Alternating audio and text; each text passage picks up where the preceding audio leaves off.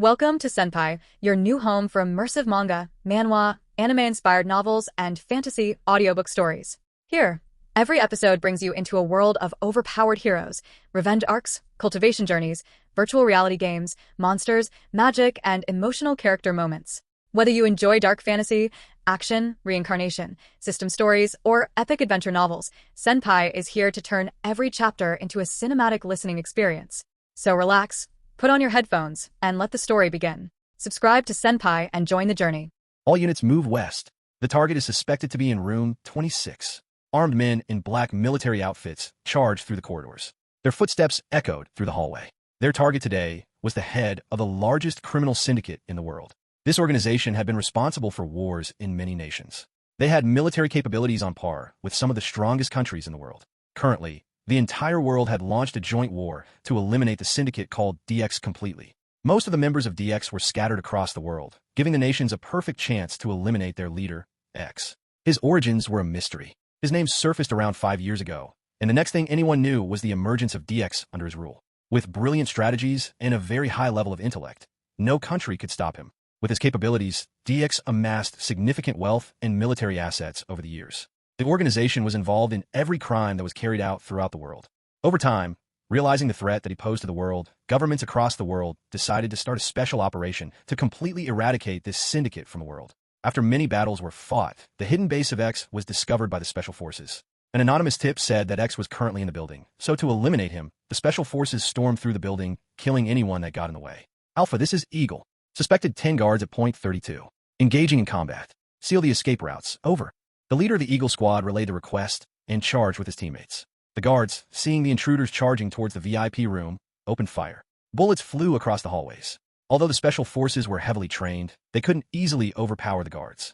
Each member that was selected to work for DX was heavily trained in combat. They were no less powerful than trained soldiers. The special forces were suffering more casualties. Just as the team leader thought of calling for more backup, more footsteps could be heard approaching their direction. The situation became so dire that the leader thought it was wise to order a retreat and wait for reinforcements. But suddenly, smoke started to spread in the hallways. Seeing this, the squad commander became alert. Stay close to each other. Do not open fire. Within a minute, the smoke began to disappear, but along with the smoke, all of the guards had disappeared too. This surprised the soldiers. Similar things were happening all around the building. All the guards of DX mysteriously disappeared from the building, leaving the special forces confused. The escape routes were blocked. Still, the guards had vanished. More reinforcements entered the building. All squad commanders began discussing the situation with the reinforcements that had arrived. Damn, where did the bastards go? Were they scared? No, it didn't look like it. It felt more like a planned thing. There was panic among the soldiers due to this unexpected situation. It had to be noted that these soldiers were the best elites in the entire world. Still, the enemy disappeared right under their noses without them understanding a thing. One of the team leaders stepped forward. I think it's best to leave the building. I have a very bad feeling about it. But we can't abort the mission. We need to eliminate their leader if we want to stop these wars, another chimed in. Let's check the building again to see if we missed any hidden escape route, the Eagle squad team leader suggested. Nodding to his suggestion, the soldiers began searching the building. At present, there were around 150 elite soldiers present in the building. It didn't take them much time to search the entire structure. Sir, there's a door leading to a basement here, one of the Alpha team soldiers shouted. Everyone arrived at the door. It was a plain wooden door with an iron lock on it. One of the soldiers used a hammer to break the lock. The team leaders entered the basement. The place was eerie, to say the least. There was very little light in the room. It smelled like burnt charcoal. The walls were filled with webs, and it looked more like a storeroom. As the soldiers moved deeper into the basement, they could hear beeping sounds. Tick, tick, tick. It didn't take long to discover the source. Highly advanced bombs were placed everywhere around them. The timers showed digits counting down, and it wasn't a pleasing sight to see. Cold sweat began to form on their foreheads. Seeing the time remaining for the bombs to explode, one of the team leaders couldn't help but chuckle in fear. We never stood a chance, did we? Hope it's painless, another prayed. On the timers, only 10 seconds were left. There was no time to retreat. Everyone here was an elite of the elites. The only mistake they made was thinking that mere mortals could outsmart the devil. From the very beginning, they were the ones dancing in the palm of his hands. They were prey who were made to think themselves predators. Resigning themselves to fate, everyone closed their eyes. And, boom! The entire building exploded in a massive blast that engulfed the skies. The soldiers that had secured the outer perimeter of the building were also engulfed in the blast. Dust and smoke smeared the air. Drones hovering in the area recorded everything. The operation was being broadcast across the world. The governments wanted to kill X in front of everyone to remove his fear from the minds of the people and destroy the morale of the remaining core members of DX. But now, the situation was reversed. What was meant to be a celebration turned into a funeral. The 150 agents sent on this mission were the best in the world. Such elites couldn't be replaced anytime soon. And now, all of them are dead, reduced to ashes by the very person they were meant to eliminate. What was meant to solidify the public's trust in the authorities became the very reason for increasing the already existing fear of the devil. The name X now became equivalent to death itself. Could mortals really face such a calamity? Wasn't bowing before such a being a more reasonable choice than opposing him? Such thoughts ran through the minds of not only civilians but also soldiers who were currently watching the live coverage. A reporter who was nearby and still alive began reporting the situation with stumbling words. As you can see, the entire area has been blasted. All the agents sent here and must surely be dead, and dash. Before he could finish speaking, the camera caught a group of individuals in dark black clothes approaching the building or what was left of it. Seeing them, the reporter tried to stop them. Hey, it's dangerous there, come be a dash. His words died in his mouth. At the head of the group was a young man in his early 20s, with white hair like snow and ocean blue eyes. Those calm blue eyes couldn't be mistaken. Only one person had such eyes that instilled fear instead of relief. X, a devil himself. Everyone knew his face. How could they forget it? This same man had been responsible for millions of deaths across the world. With a cigarette in his mouth, X approached the camera and said in an indifferent voice, "Surprise." Although the tone was plain, the atmosphere was not. People fear many things, but the one thing they feared the most was the unknown. The operation that was believed to have nearly succeeded turned out to be an illusion crafted by the very man standing there with those ocean blue eyes. Fear. That was the only thing everyone felt. The world had never been kind to me. Fairness? Justice? These concepts felt like a luxury to me when I was a kid. I lived in an orphanage since I was born. Not by choice. My parents must have left me there. Do I feel bad about it? Maybe I felt something when I was young. Maybe I blamed my parents for not giving me a healthy childhood. But now, I don't blame them. I don't really care about these human attachments. In fact, I am grateful to them for abandoning me, because those incompetent humans wouldn't have been able to provide me what I have today. I have achieved what none in the world could. I run an empire of wealth and destruction. I dictate who lives in this world and who doesn't. Is this what they call being a god? Or does this make me a devil? I firmly believe in only one concept: survival of the strongest. What makes one person good while the other bad? Who decides whether someone is a god or a devil? These are just lines drawn by hypocrites who decide justice in their own twisted ways. The world has never been black and white, but we have been made to believe it is. If we follow the rules written by some people who have been long dead, we are good, or that's what society says. If we go against the rules, we are bad, labeled as criminals and villains. Why is it so? Why the discrimination? If someone does something that harms you, and you kill him to get revenge for it, you are labeled as a criminal. People see you as some sort of monster who doesn't value human life. But if a country goes against another in a war, thousands of soldiers are killed on either side. So is this not against humanity? Why are those soldiers treated as war heroes, while we who kill people to survive, to grow, are treated as criminals? Just because you kill for the country, does it not count as a crime? Am I against the soldiers killing others? No. If your country is under threat, you have every right to protect it. In my line of business, I have to kill several humans numbering in the thousands, so as to protect my business. Is it wrong? Shouldn't I have the right to protect something that I cherish, that I value? When I was an orphan, the world didn't help me. The humans who gave birth to me abandoned me. The orphanage kept me till I was around 6 years old, and then they couldn't waste their funds on a nobody like me. So I was kicked out with nowhere to go. So if the world didn't help me when I wanted to survive, I will make the world suffer in order to survive. What I am following is a basic rule of the jungle that has been carried out through the ages. The survival of the strongest. Today I am strong, and so whatever I do, I think, is a rightful act of self-protection. Those were my thoughts as I stared at the camera in front of me. Behind me lay the ashes of mortals who had come to serve me justice, to kill me. So I did what every creature does. Survive. It just happens the other side had to perish in order for me to survive. I think they were some elites of the world, or that is what I had heard. At the end of the day, they just turned to ashes. I wonder whether their parents can even recognize their bodies, or what remains of them. As to why I killed them in a blast, it was a mercy. Mercy to these brave humans who dared to rise against me. It was a mercy for their courage, however foolish it was. If you call me a devil, then what makes you think I can be killed? I don't believe in peace. Peace is achieved through strength. But can having strength really stop wars? No. Humans can't be stopped by strength alone. A deterrence is needed, so they think 100 times before attacking me again. And that deterrence is fear. I had to instill fear in these mortal creatures so as to stop them from committing more acts of such stupidity. And I believe I have succeeded. Now, even if these governments across the world think of launching another war against me, they can only think, not act. Their soldiers wouldn't easily follow through with the orders. Why? Because the parents of these soldiers fear for their deaths. They wouldn't allow their children to go against me, or to go against death. The reporter kept blankly staring at me. Ignoring him, I moved towards the helicopter that had been waiting for me. That was some crazy shit you pulled there, a person near me spoke. With gray hair and black eyes, he looked quite handsome, to say the least. My second-in-command, Michael, an orphan like me who share my ideals. All other core members of my organization are similar orphans who have nowhere to go, no one to call family. Except me. Money isn't the only thing that can ensure loyalty. Having a similar mindset is. With both these things, loyalty is grounded in their souls. They will die if I tell them to, or kill if I say. All of them think of me as some sort of family they never had, and that makes them more loyal.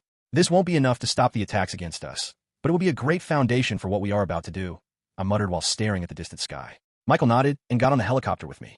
I was currently bored, so the only thing on my mind right now was to rest. I closed my eyes as the helicopter flew towards the place where I mostly stay, or what they call home, that I wash my face with cold water. The smoke from the blast had filled my eyes. They were a little watery. As I lifted my head, I could see a pair of ocean blue eyes staring at me. They looked calm. I felt my mind relieved after seeing such calm in this chaotic world. I just had dinner. It was one of the best I had ever eaten. I say the same thing every time I eat.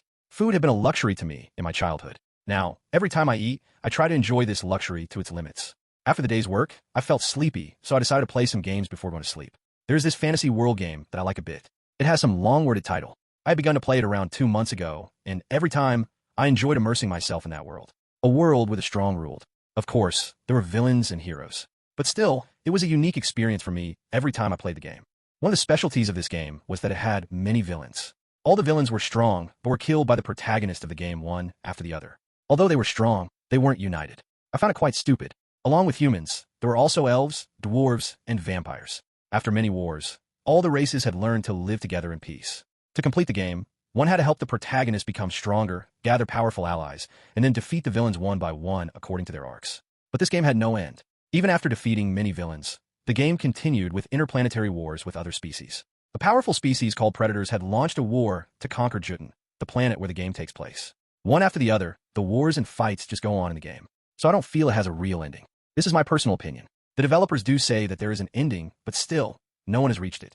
I played for around 2 hours, and now it was around 11 p.m. I needed to get some sleep. Thinking about tomorrow's plans, I lay face down on the bed on my belly and made myself comfortable. But instead of going to sleep, I felt a bright light in my sleep. My eyes were closed. Still, I felt it blinding my sight. And the next thing I knew, I was staring at the stars in the black sky above me. I couldn't control my body. As I tried to sit up, pain shot through my muscles. The pain was unlike anything I'd ever felt. Each muscle fiber felt like it was torn apart. I inspected my body, and the situation wasn't pleasing. The entire skin on my body felt like it was just attached together. There were still cuts and marks everywhere.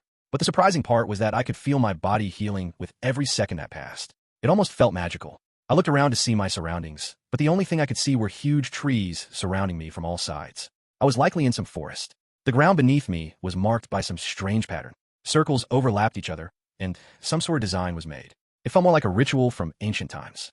The kind that they show in movies depicting ancient or fantasy worlds. Wait, fantasy world. Only one thought ran in my head. Transmigration. The thing that they mentioned in modern novels about transferring to another world. Specifically, a world filled with magic powers. Had the same thing happened to me? If so, where am I currently? Before I could search for more answers, something flashed in my mind. It felt foreign yet familiar. It felt like something was being forcefully recorded in my brain. Sharp pain shot through my head, making me numb for a second. Before I could get used to the pain, more flashes of what felt like memories passed through my mind. Instead of panicking, I let the process happen. I tried to lower the resistance of my mind to those strange memories. Resisting them only led to more pain. After what felt like an eternity, the pain stopped. I could then process what had happened. Those memories were familiar, like I had seen them somewhere before. I scanned the area around me, and then it occurred to me that I had seen all these things before in the game that I played. These strange markings were the ritual that one of the villains in the game had performed. And it wasn't any minor villain. The memories that were forcefully imprinted in my mind were of none other than Kael Frost, the final villain of the game, also called the game's final boss. I have transmigrated into the body of Kael Frost. The realization struck me, but instead of being depressed, I tried to understand the situation. It's true that I have long left my original world, and the chances of returning are unknown. Crying about what had happened won't achieve a thing. My goal had never changed. It had just been transferred to a new body. All that I care for in the world is to survive. It doesn't matter which body I inhabit. Whether I am X or Kael Frost, the only thing that I value is to live. Now that the primary part is over, the next question that confuses me is why am I the one who got transmigrated? Did I meet some hidden conditions that resulted in such a situation? What if some grand almighty entity had purposefully transmigrated me into this world? If then, what is the end goal? Should I try to change the plot of the novel from the original, or help the protagonist in his path to become stronger? Or, fuck everything. I will do what I do best. I will do the same thing that I did in my previous world, that is, to rule. Among the many villains in the game, Kael Frost was someone special. He wasn't evil to the core like many other villains. If the main characters had tried to understand him better, then maybe he wouldn't have become the villain that he was. But as the saying goes, villains aren't born, they're made. Kael was the heir to the House Frost. It was the strongest dukedom, only below the royal family in the Veltran Empire. Being born in such a prestigious house came with its own perks. Since childhood, Kael never took his life seriously. He never trained in his life. He took everything for granted. His father, Kael Frost, disliked such behavior and tried to bring Kael onto the right path as the family heir. But all his efforts were wasted, as Kael didn't try to improve at all. This made his father neglect him. His family also started to neglect him as if he never existed. One day, Castor decided to name Kael's younger brother, Kevin, as the heir to the Frost dukedom. Hearing this enraged Kael. He felt insulted that someone younger than him was given his title only because he never trained. Kael believed that as the Frost had huge armies and military might, there was no need for him to do anything except comfortably rule his territory. He wasn't entirely wrong, but still, a ruler had to have decent power to at least be capable enough to command such massive forces. Seeing that his father was dead set on making his younger brother the heir, Kael began behaving in even more pathetic ways. At the mere age of 15 years, he drowned himself in the pleasure of drinking, drugs, and other things that nobles generally do. With each passing day, his relations with his family hit rock bottom. One day, the royal family held a grand banquet in celebration of the first Princess Diana's birthday. The Frosts, along with all nobles from the entire empire, were invited to the banquet. Kael, being a childhood friend of the princess, had to attend the banquet despite his protests. At least for today, behave properly. The emperor expects great things from you. Don't disappoint him. Castor held Kael's arm while speaking to him, looking into his eyes. How about you lick his arse yourself rather than preaching to me? Kael muttered under his breath. What? What did you just say? Repeat it.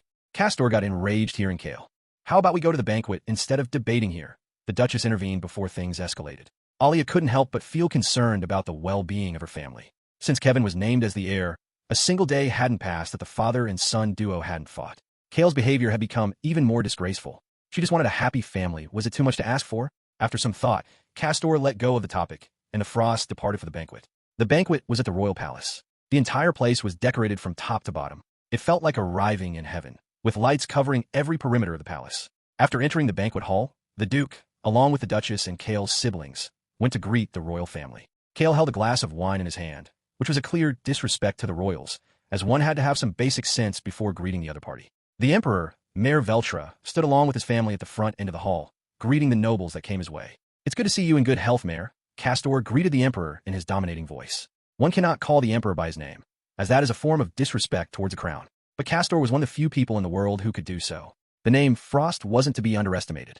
Ah, looks like the hunter's here with his pack. Emperor Mayor greeted the Duke with a light-hearted tone. Before becoming the emperor, both of them were best buddies since their academy days. Princess Diana stood at the forefront with her father, as the person in whose name the party was hosted. Diana bowed her head towards Duke Frost as a way of greeting him and acknowledging his presence at today's banquet.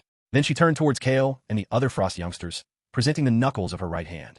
It was customary for the young noble children to greet royal blood by kissing the knuckles of their hand. Kevin stepped forward with his usual grace. Your beauty is as splendid as they say, Your Highness, he greeted with a light kiss on Diana's hand. He was soon followed by Victoria Frost, Kael's elder sister, and then Alicia Frost, the youngest of the Frost siblings. When Kael's turn came, instead of following the custom, he ignored the princess. TSK, am I some servant to kiss her filthy hands? Of course, I can honor her with a kiss on those lips.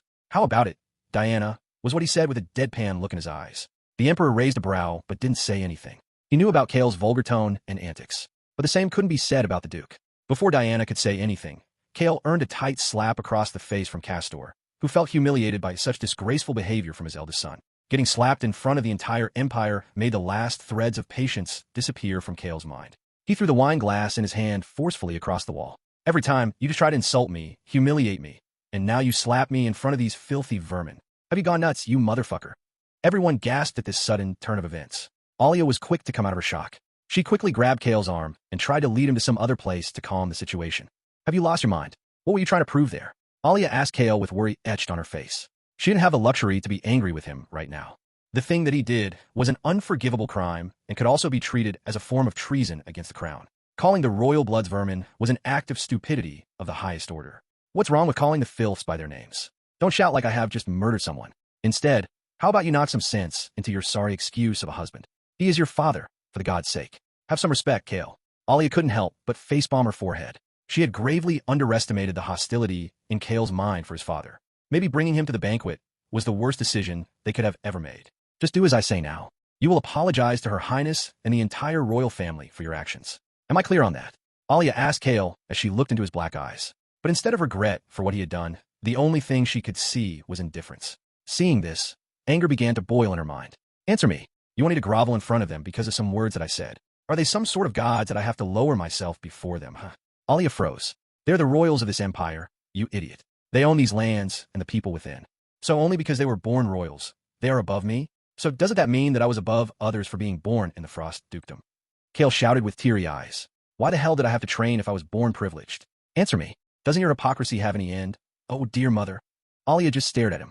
She felt hurt inside, seeing the tears welling in his eyes, but she couldn't show it before him. Not now. She had to knock some sense into her son before things escalated further. When will you stop being such a pathetic human, Kael? She didn't mean it. Just stop acting like a fool for once. I know you are a good son, my child.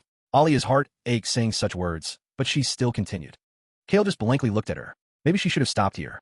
There have been many regrets in my life, but you know what the biggest regret was? Her voice broke, but she continued. It was giving birth to an incompetent creature like you. Please forgive me. Had you never been born, the Frost bloodline would never have been stained with your name. Kael just kept staring at his mother with varying emotions in his eyes: anger, sadness, realization of what his mother said. Looking at the pain in Kael's eyes after what she said, Alia felt disgusted by her words. I'm sorry. I didn't mean it, was what she wanted to say. But the words were stuck in her throat with no way of coming out. She didn't know what came over her, but she had to make him understand that his every action had consequences. She felt shattered muttering those words, but as a Duchess of the Frost, she had her duties above her family. If Kael didn't apologize today, the other nobles would jump on the ship to make use of the situation. A divide might occur between the Veltra and Frost. Like sharks, these nobles wouldn't leave a chance to whisper in the ears of the Emperor. No one said it to their faces, but seeing the increasing military and economic might of the Frost, many were jealous and even scared. Even among the royal family, some felt the rise of Frost was a threat to the crown. It was only because Emperor Mayor Veltra and Castor Frost were such good friends that such hidden emotions were never shown on public grounds. But such disrespect to the first princess by none other than the eldest son of the Frost would only make things worse for them. Alia knew it, so she acted in a way she felt was the best course of action. She thought that Kael would feel regret over his actions. Maybe this would lead to him trying to improve himself. But reality has never been sweet. Is this what you always thought about me, mother? Had I always been a disappointment to you? Does father share the same feelings that I should never have been born? Is that bastard Kevin such a better choice than me? Tell me, Kael shouted. The whispers that were being spread throughout the hall died in an instant. Alia couldn't help but feel lost. Was this the only way she could have mended the situation? Was there no other way? But now the damage was done. How about you try to make amends for your disgraceful act, instead of raising your voice like a moron? Alia replied in an equally raised tone. Fine, I don't think there's any need for me to be here. And do not worry, Alia Frost. I won't be showing my face to you and that bastard of a father again. After saying what he felt, Kael removed his coat and began to walk away. Every soul in the hall, whether it be Castor, Victoria, Alicia, Kevin, the Emperor, or Diana, just kept staring at Kael's retreating back. No one said a word. No one stopped him. How could they? Kael's unpredictable actions left them speechless. Castor just assumed this was one of Kael's regular antics. He thought that after realizing how brutal the world is, Kael would return on his own. The same feeling was shared by Alia, who just kept watching her son leave the hall. Little did they know, this was the last time they were seeing him. The memory ended. I had seen these events in the game. What was surprising was that these memories played in my mind like a movie. I could see in more detail the things that were not mentioned in the game, but still, the memories felt like they weren't mine. Maybe it would take some time for me to merge with them. Being made to see a movie without personal will isn't a pleasing thing. The place around me was a little creepy. Blood marks could be seen on the soil. Basically, Kael had performed a ritual which increased his body's potential to reach the highest core ranks. It also increased his mana control to an unbelievable degree. These boosts were the only reason due to which he could fight toe-to-toe against the protagonist of the game, who had crazy broken abilities. But still, Kael lost at the end. Reason? The ritual took away all his emotions and sanity from him. Yes, it's debatable whether such a minor thing could lead to his ultimate defeat. But if you observe carefully, humans, despite being inherently weak, have been able to survive in the world against countless other species who were stronger than them. The main factor that made humans unique was their emotions. Love, anger, sadness, hatred, and all other emotions are what fueled humanity's rise to being the apex predators of the world. After Kael lost his emotions, he wandered around the world, increasing his strength with each passing day. But power without a goal is meaningless. His lack of emotions and sanity resulted in him becoming a mass murderer in the later arcs of the game. He became a wild animal whose only instinct was to kill. In his madness, he killed millions of people, which ultimately resulted in the protagonist having to defeat him. Still, Even while having broken abilities, the protagonist needed the help of several allies to defeat Kael. He was the final boss for a reason, but his madness consumed him in the end, leading him to be killed quite pathetically. I won't repeat those mistakes, even if I wanted to. My brain is too good to allow myself to be defeated. Currently, I am 16 years old, and exactly 2 years later, admissions to the Namda Academy will begin. Namda Academy is situated in the neutral territory of Namda, hence the name derived. It is a facility to train the elites of all races. It was made in order to establish and maintain the fragile, peaceful balance among the various races of the world. Getting admitted, there would be a good thing for my growth, as the best instructors in the world teach at that very place. But first, I need to take care of certain important things. The first being to make my own organization to do my bidding. I mean, you can't expect me to rule without people under me. I need to make something similar to what I had on Earth. Deeks, my life's greatest achievement. To do it, I need to find capable people who would be loyal to me, which is a difficult task. But my incredible mind just happened to develop a plan. An awesome plan. This world has many villains, and given the timeline, many of them still have some time left before they become crazy villains. All I need to do is make these villains work for me. Simple, right? Sigh. I hope reality had been that easy. But still, I refuse to give up on my dreams like every capable man out there. For any organization to work properly, it needs a proper hierarchy. Here, I'm the apex of the ladder. The second thing I need is a good strategist and a strong second-in-command who can maintain order in the organization. First, let's stop calling it an organization. It will be called DX, the same as what it was before. As for its head, it will be X, that is yours truly. You can't expect me to lead it with my original name. That would be a dumb thing to do.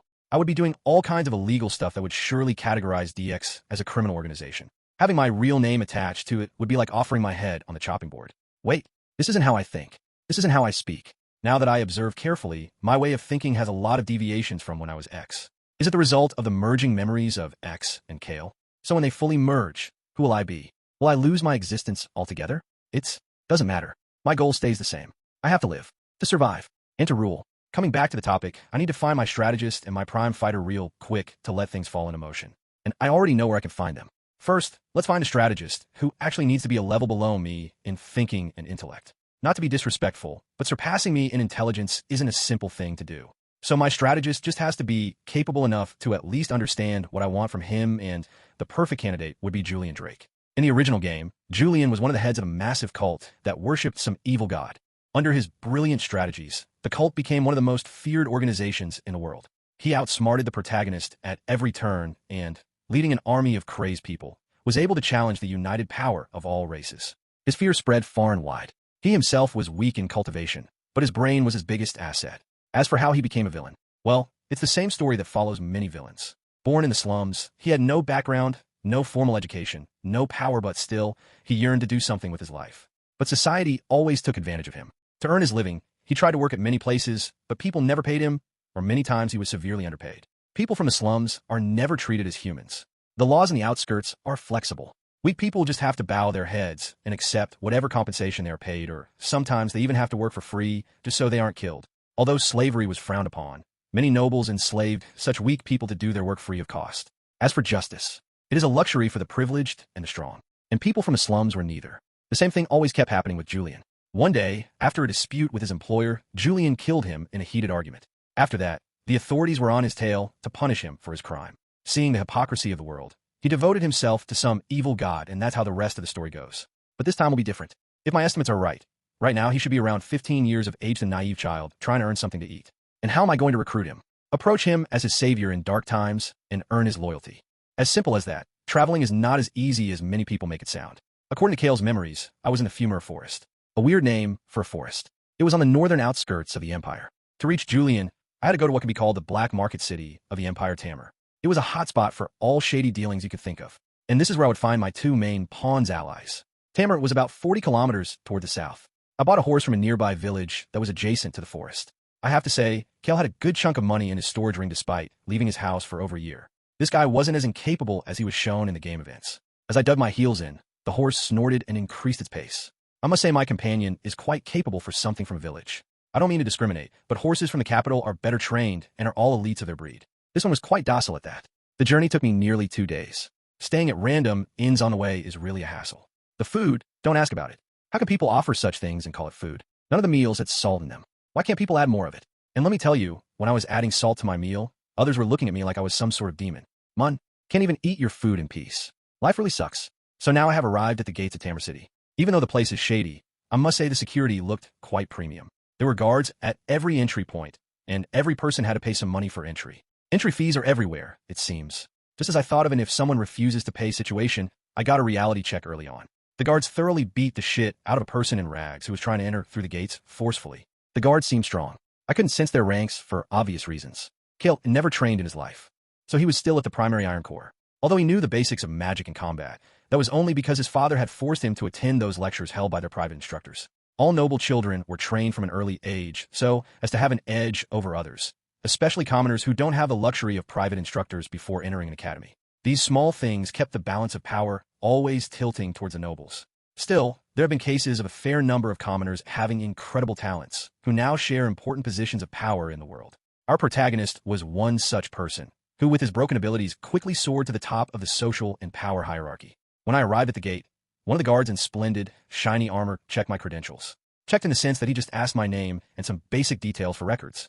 I didn't give my family name for obvious reasons. Paying the entry fee of 20 credits, I entered through the gates. As for credits, didn't I explain it?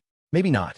Credits are the base currency used in this world, and they're followed throughout the entire world by all races. They were introduced in order to properly integrate transactions between different races. Gold and silver were still used, but they were more like a stored form of money. For direct transactions, credits had to be used.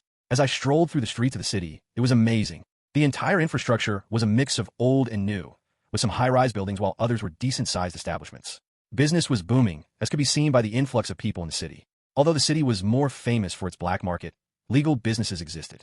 The air screamed of richness and poverty.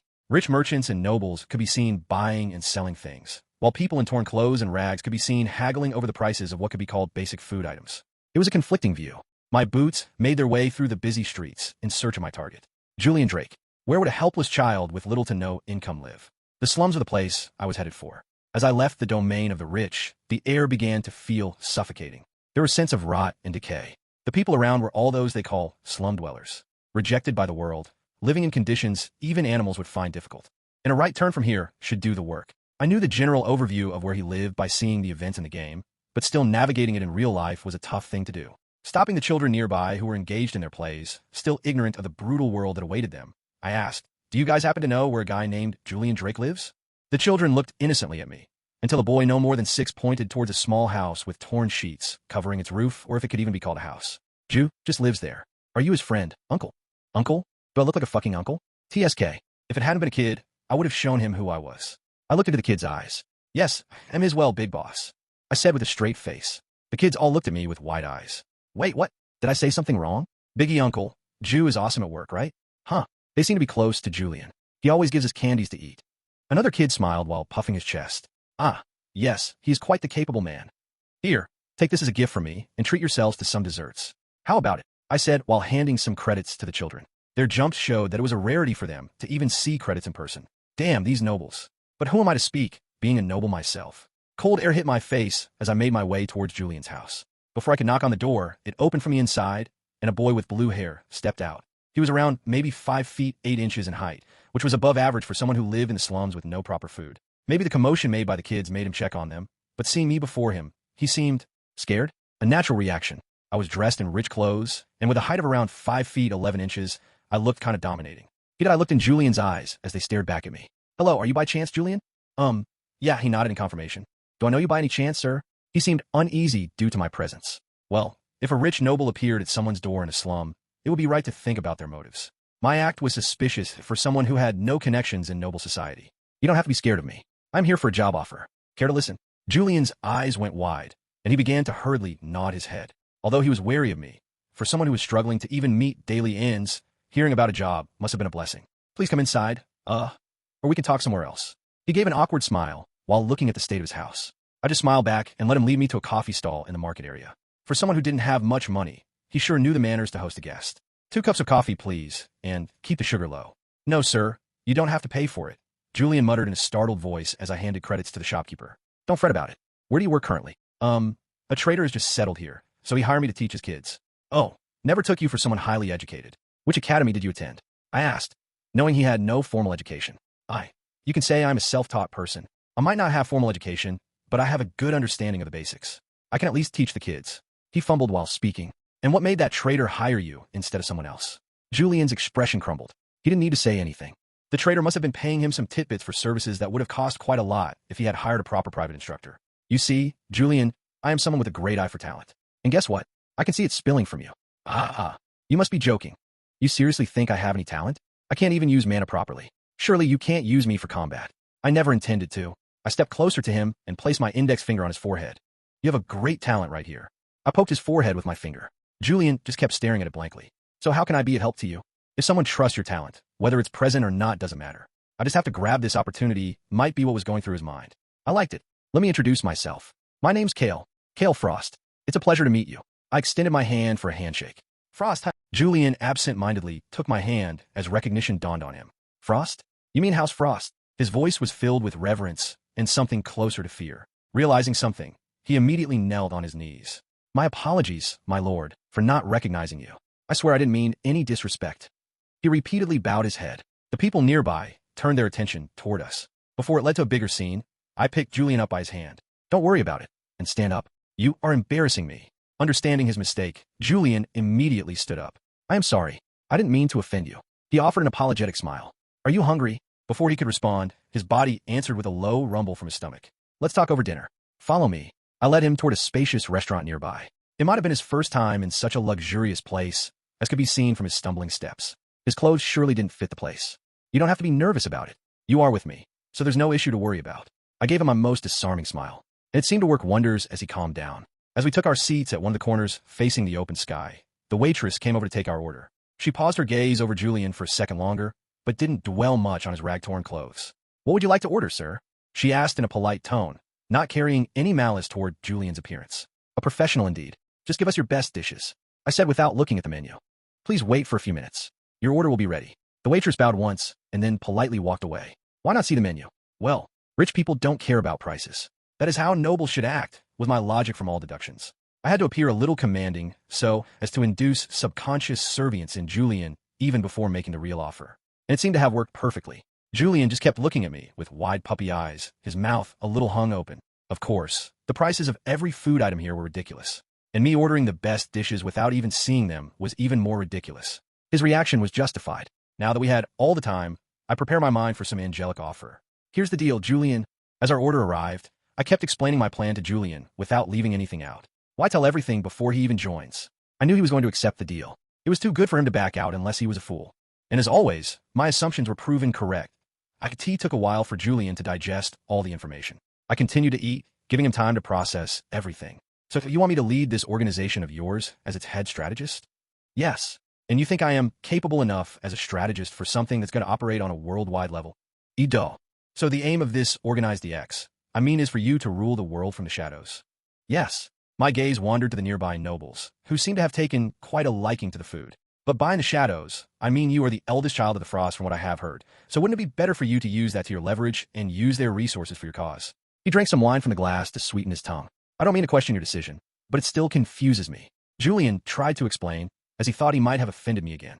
I ignored his bowed head and gazed at the sky through the nearby window. My relations with my family aren't the best, and my goal is my own growth. I don't see any reason to let the Frost benefit from it. I smiled. And most importantly, if I create something like this with my name attached to it, the sources of our income would be limited to the legal side of business. Julian's eyes went wide as he processed my intentions. So you want to control the entire black market of the world? Make money from all the shady things that exist? Yes, that's the gist of things. But wouldn't we need more combat power to sustain everything? If we go by your way, we would be making an enemy out of everyone, be it the nobles or the criminals. He paused. For nobles, we would be criminals to be eliminated. And for the criminals, we would be unwanted competition. Julian looked concerned as he raised his head to meet my eyes. We would need some elite fighters of the world for such an adventure. Otherwise, the powerhouses of the Empire will kill us even before we begin anything. And getting someone of such caliber who can stand against all those monsters. Is there even such a person we can hire? His question was reasonable. Why would someone strong enough to stand against the elites of the world work for us? And what if I say I have a perfect candidate? You do?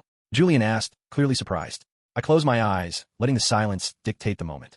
Julian waited for my response. Not only do I have his name, but at this very moment, he's in Tamar. I was planning to meet him after securing you on the board. I exhaled. The traveling had really taken its toll on my body. I was feeling quite tired. Even my voice was a little hoarse. Julian straightened up after hearing my statement. I think he felt a little proud that I decided to recruit him as my first member. Humans have to be subtly manipulated to lay the basis for loyalty. Julian, being a kid, was easy to influence. Still, he would need some more time to become what he was in the game. Age and experience can't really be bought. That aside, an even bigger hurdle awaited me. The person that I was about to meet would be difficult to truly tame. He would become my strongest asset, but I had to tread carefully lest the negotiations backfire. The person was none other than Arthur Dimitri, one of the strongest living persons in the world. He was at the peak of the immortal rank, being an immortal 7. Due to a damaged core, he couldn't evolve his core to become a sovereign. But this didn't stop him. With repeated practice, and by boiling his body in death, he overcame the limitations of his rank. Even at the immortal rank, he could form something similar to a domain, thereby being able to force his will on nature even before becoming a sovereign. Due to his core being damaged, he had to increase his mana control to an insane level in order to sustain his mana reserves during prolonged battles. This led him to be able to fight sovereigns and even defeat them, with a smaller quantity of mana compared to those monsters. Arthur's daughter suffered from mana poisoning. He tried his best to cure her, but fate had always been cruel. She embraced death at an early age. After his daughter's death, he became blinded by anger against the world. His anger was misdirected at a stupid act. But for someone who had lost his only family, it didn't matter. After losing everything that he held dear, he became a villain in order to make the world suffer in the same way that he had. This led to the rise of a demon among mortals. In one of the arcs, the protagonist decided to put an end to Arthur's madness. The hero, along with many other sovereigns, had a band together to defeat Arthur Dimitri, despite Arthur being at the immortal rank. They had to use every card in their arsenal to end his life. Still, after that devastating battle, many of the sovereigns were injured to an unimaginable degree. The injuries they sustained during the fight took several years to heal. Such was the existence of Arthur Dimitri, also known as the End Sword.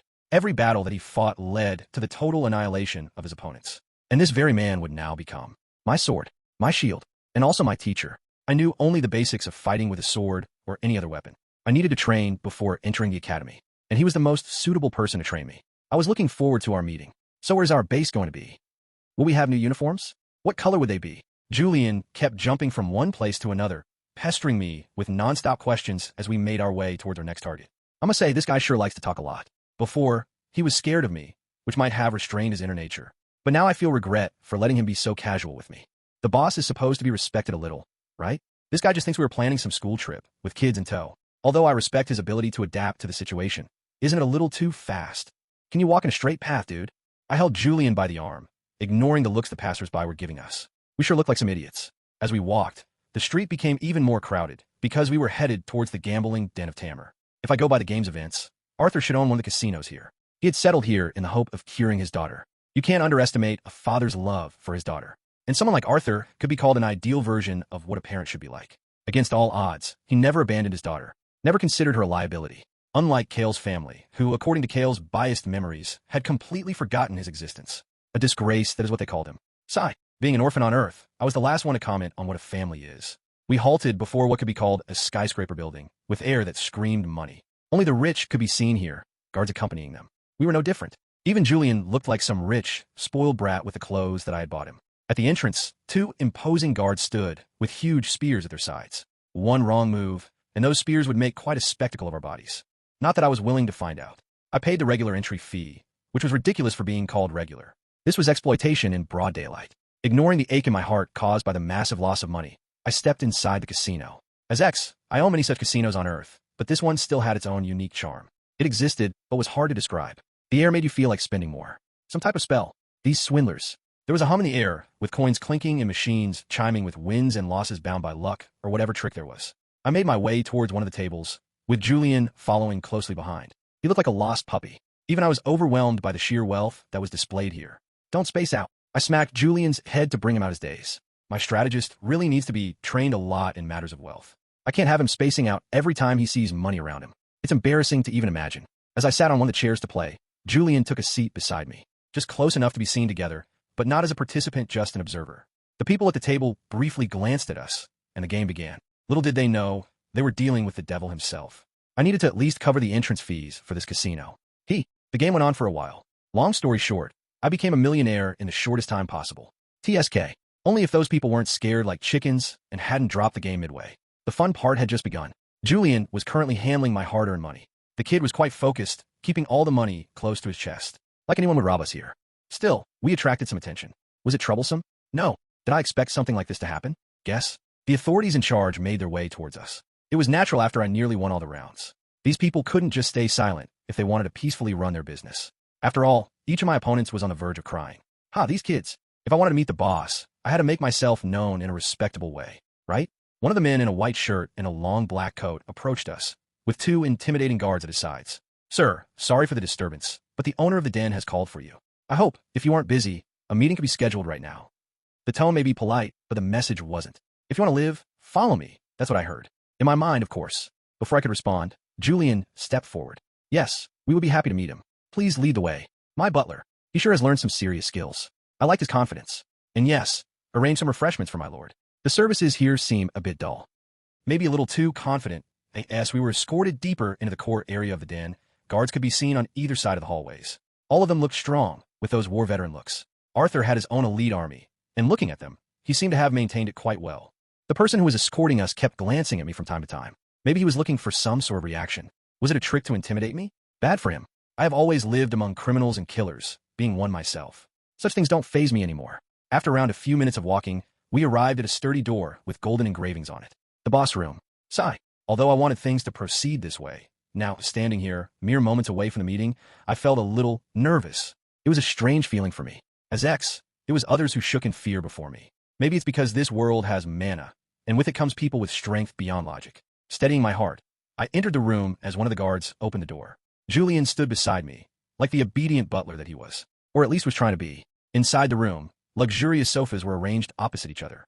I sat at the corner of the one opposite the entrance. Julian stood beside me, his gaze never leaving for any signs of ambush.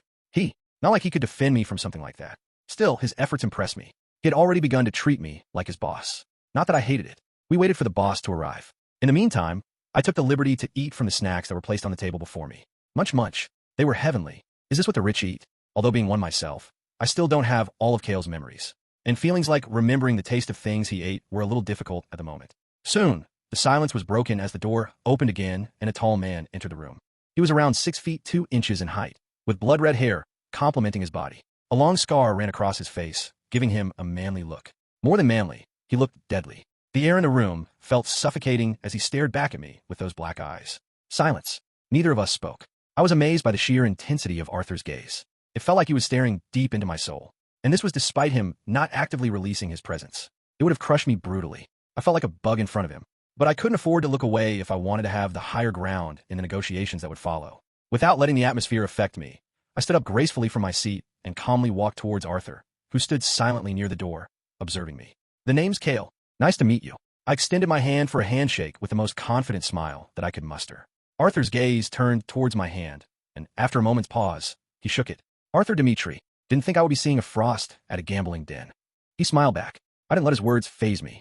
It didn't matter if he knew who I was. It wasn't like I was actively hiding my identity, but the intent behind his words was clear. It was a warning not to play around. It's good to enjoy once in a while.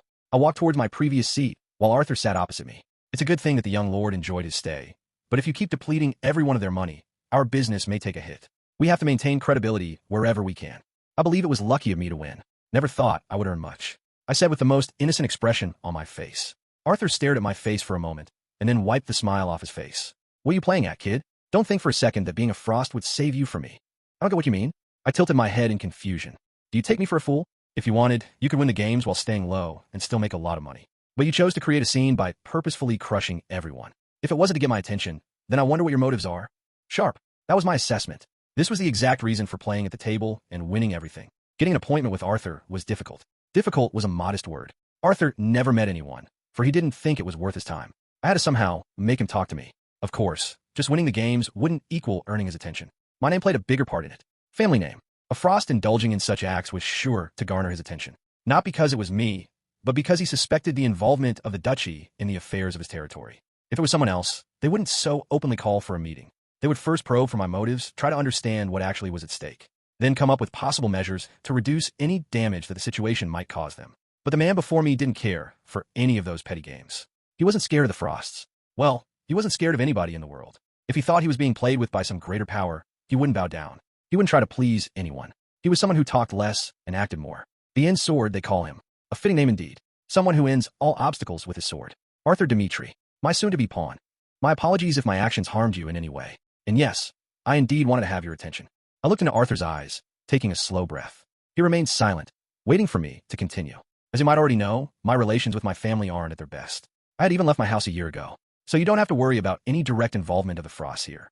I took a moment to let Arthur process the words, but before I could speak again, he got up from his seat. If it isn't about the Frosts, then I see no reason to entertain you, kid. As he got ready to leave, I leaned back on the sofa without panicking.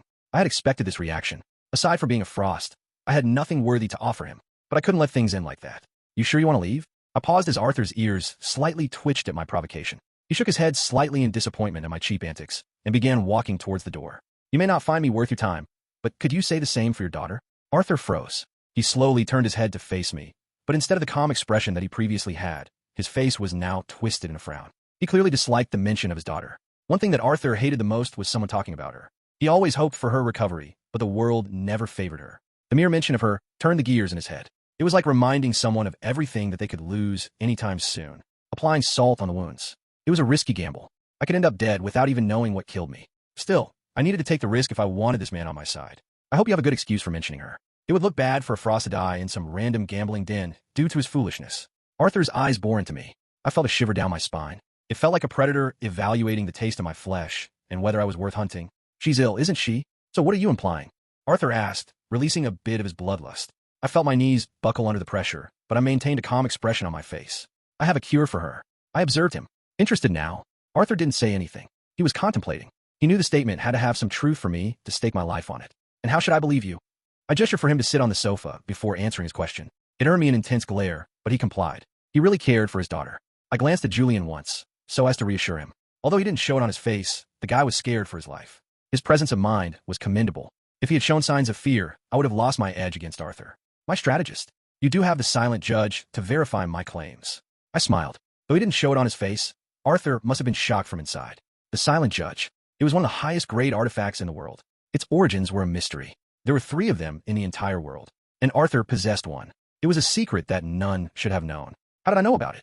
In the game, Arthur had used it on several people whom he thought would have a cure for his daughter. There was a shift in the air. The way Arthur looked at me had changed considerably. He knew that I wasn't as incompetent as I appeared to be. The Frosts had no way of knowing about the artifact, and even if they knew, my father would not share something like that with a failure like me. The conclusion was obvious. I had my own sources, capable ones at that. That must be what Arthur was thinking. Well, he wasn't far from the mark. I indeed had the knowledge from the game, so it could be called a capable source. He feels good to be in control. So what do you want in return? Arthur asked after composing himself. I raised a brow. Don't you wish to hear the cure first? It seems your understanding of the silent judge is still shallow. It's bound to my soul. I don't have to actively use it to verify your claims. That was new to me. Damn, those developers. Couldn't they explain everything in a game? The moment you spoke of having the cure, I knew it was the truth. Partial truth, but truth nonetheless. The artifact sure had crazy powers. Yes, what I had said was not the complete story. I have only one condition. Taking a small pause, I looked into Arthur's eyes. Serve me. All the guards in the room froze. Everyone stared at me in disbelief. As a matter of fact, I indeed looked crazy to say something like that to his face. But contrary to my expectations, Arthur didn't react in any way. Although I would like to cure my daughter, you do know that the deal isn't balanced. I'm one of the strongest individuals in the world, and you expect me to serve you for a lifetime, if that's what you meant. Yes, for a lifetime, I said with a straight face. And if you say the deal isn't balanced, does that mean you value your freedom above your daughter's life? That's disappointing. Shing. I could see the nearby guards drawing their swords from their scabbards, their eyes fixed on me with hostility. Quite the loyal bunch. I had basically insulted their boss. It would have been weird if they didn't react. Arthur raised his hand, signaling for them to calm down. Although they retreated, their hostility remained. You sure love to play with fire. As for my freedom, I don't care for it as long as you can cure my daughter. I was just confirming your stance. He paused and let out a tired sigh. Years of searching for a cure had led him to dead ends. The moment he saw a light of hope in me, he grabbed it without an ounce of hesitation. Is this what they call love? A foreign thing for me. I never felt it for anyone other than myself. To sacrifice yourself for someone else. It was the last thing I would ever do, but that didn't mean I wouldn't take advantage of it to force others into my dealings. That's how the world works. From what I can sense using the silent judge, your statement is half correct. Care to explain? Indeed, what I had said was only the partial truth. Although I knew the cure for his daughter. You don't have to stress over it. I know the cure, I just need some time to make it available. Arthur nodded. He then stood from his seat and walked toward me. Looking into my eyes with the same intense gaze, he took out his sword. It was a black sword. Although it looked like any other ordinary sword, it was wise not to be mistaken. Garthel, one of the rare, mythical-grade artifacts in the world. This was what made Arthur feared by the strongest. Garthel's characteristics were never described in the game. Why? Arthur never used in his fights. He always believed that a sword of this caliber should only be used when one fights for a noble reason. A foolish thing to do. Still, in one of the arcs, some of its powers were revealed to the world. This led to every powerhouse being wary to face against Arthur. If he had simply fought using Garthel while facing off against the protagonist, he could never have been defeated. But Arthur believed in his principles until the very end. A foolish but respectable act. Before I could question him about his actions, he bent on one knee while planting the sword into the ground. From this day forth, I, Arthur Dimitri, swear upon my blood to serve you until life resides in my soul. From this day, I shall be your sword, I shall be your shield. That was some classic oath. The nearby guards all knelt on their knees, seeing their master swear his loyalty to me. They couldn't process what was happening. Many of them must have felt disgusted to bend their knees before a weakling like me. But they did it, keeping their emotions aside. Their job was clear. They served Arthur with their lives. Now that he serves me, I was now the boss's boss. The big boss. Ha! Cringe. TSK. Arthur then looked up in my eyes and held the sword between his hands. This sword is called Garthel, one of the strongest and most deadly weapons on Jotun. Please accept this as a pledge of my loyalty. He raised his hands, urging me to take the sword. I gripped the hilt with my right hand and held the sword facing down. As I moved it through the air a few times, I could feel it. Although I was far from being a weapon master, the sword still amazed me. Its balance was delicate, like it could tilt from one side to another in a blink, yet still remain steady. It was light in weight, but I could feel the sharpness of its blade. And the presence it released was terrifying. It didn't suffocate me, but it was there, waiting for someone to wield it, to let it taste the blood of its master's enemies. I liked the sword. I wanted it. But you may keep it for the time being, I said, returning the sword to Arthur, who now stood before me with his back straight. But the allegiance in his eyes was crystal clear. I had planned for everything to happen this way. Still, even I found it amusing to see this man bowing before me. Arthur gave me a confused look. I continued. Although I would like to use it, my strength isn't enough to bring out its true potential. Sigh. I felt a pang of loss in my heart. It would be more useful in your hands, and the stronger you are, the better it is for me. Understanding the logic behind my words, he sheathed the sword back into its scabbard. Now the important part was over. I had secured Arthur's loyalty, but it wasn't enough. He would be my second in command. A man of such standing had to have utmost loyalty toward me. Normally, to develop such loyalty and reverence, it would take at least a few years. There are many things that bind an individual to another. Fighting together in battles is one such thing. Humans have always been fragile creatures. They can be easily manipulated into doing things that would have been against their will and ideals under normal circumstances. They're the most adaptable race in the world. Due to this, despite being inherently weaker than other races, humans still dominate and are one of the major powers in the world. But a coin always has two sides. The very adaptability that made humans strong can also be turned into their weakness. If a situation is manipulated with proper timing and effort, humans can be forced into loyalty. And the surprising thing? They adapt to this loyalty in a matter of time. The feelings of such allegiance, even if forced, can be created with proper planning. I was going to do the same. Helping cure Arthur's daughter had earned me his respect and devotion. Now, helping him in another matter of similar importance would cement his loyalty toward me. As for what it was, what's your current rank? Arthur blinked. I am currently at Immortal 7. Of course he was. And when are you going to break into the ranks of Sovereign? Here my question, he sighed. You must have expected it. I don't see any chance of breaking into the next rank. My core is damaged, and compressing its 7 rings to evolve it into a sovereign core would be risky. He paused. Risky would be a modest word. It would surely result in my death. He looked in my eyes. I could see the fire burning within them. Although I won't be able to rank up, you don't have to worry about my usefulness. I am confident in my skills. I won't cower in fear, even if I have to fight a sovereign. His core was damaged, but his will wasn't. My sword. I knew all about his situation, but directly talking about it would raise suspicion. A damaged core in Arthur's opinion was something I shouldn't be able to know, even if my information sources were capable. Now is the time to strike and mold his loyalty. What if I say I have a cure for you? Their reactions were natural. Healing a damaged mana core? As if it was even possible. If cores could be so easily healed, countless people with low talent would have forced the evolution of their cores without worrying about the consequences. It had to be noted that if a person failed during core evolution, it could lead to 2 possible outcomes. One was instant death, while the other was a crippled core. And recovering from a crippled core was considered impossible. This was the only reason people stopped cultivating further when they felt their bottleneck approaching. And here a 16-year-old boy was claiming to have the cure for a damaged core. Arthur didn't dismiss my statement. If you indeed have a cure, then, he smiled at me. You would have the strongest living creature in these mortal lands serving you. His confidence wasn't unfounded. The cure is the same as the one for your daughter. So be ready to step into godhood when the time comes. I smirked. As I turned around, Julian was looking at me like I was some sort of god. His reaction looked almost goo. In a matter of minutes, I had secured a strong member for DX while also revealing impossible things that were never meant to exist. I might have indeed looked like a god. Someone who knew everything. The silence in the room was shuffled by the sound of my boots as I made my way toward Arthur, standing inches away from him. His eyes never left mine. Now that the primary things are over, let's discuss the reason for which I need your service. Hearing the seriousness in my voice, Arthur stood straight. I'm planning to form a hidden organization that will operate across the world in the shadows. I have named it DX. I continued without breaking eye contact. I want you to be my second in command. My real identity as the head of DX will be known only to a few. That includes you. For other members, I will be known as X. And I paused while looking at the guards present in the room, who had been listening to the entire conversation from the start. These guys aren't included in those few. My voice was indifferent as I swept my gaze over them. They had heard enough, witnessed more than what their station demanded. All of them tensed under my gaze. They knew what my words meant. Still, they looked at Arthur for confirmation. TSK. Though they had bent their knees to me, their loyalty still lay with Arthur. This was one of the main reasons behind not disclosing my real identity to all the potential members of DX. These people, and all those who would be serving me in the future, would be followers of different villains that I was planning to recruit. This would lead to fragile loyalty. I didn't want that. And the only way to suppress their loyalty toward their former heads and make them serve me faithfully was by inducing the most potent element in them. Fear. My identity as X would make me sound like a mysterious person who ruled over everyone in DX. This would make even the most devout followers follow my orders without needing to ask their former masters for permission. Loyalty can only be suppressed and overruled by fear. The fear of the unknown. Arthur had a conflicted look on his face. It surely was a tough choice for him to kill the people who were loyal to him. But now his life wasn't only his to decide.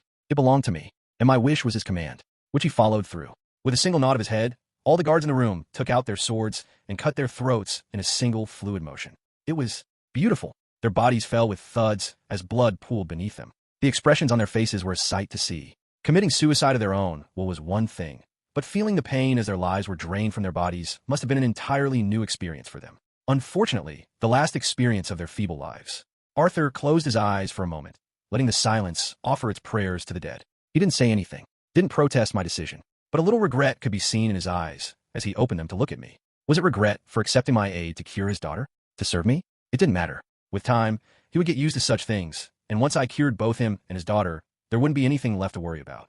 I walked toward Julian, who too had a shocked expression on his face. He knew such things were inevitable the moment he decided to work for me. Still, knowing something and witnessing it with your own eyes were two entirely different matters.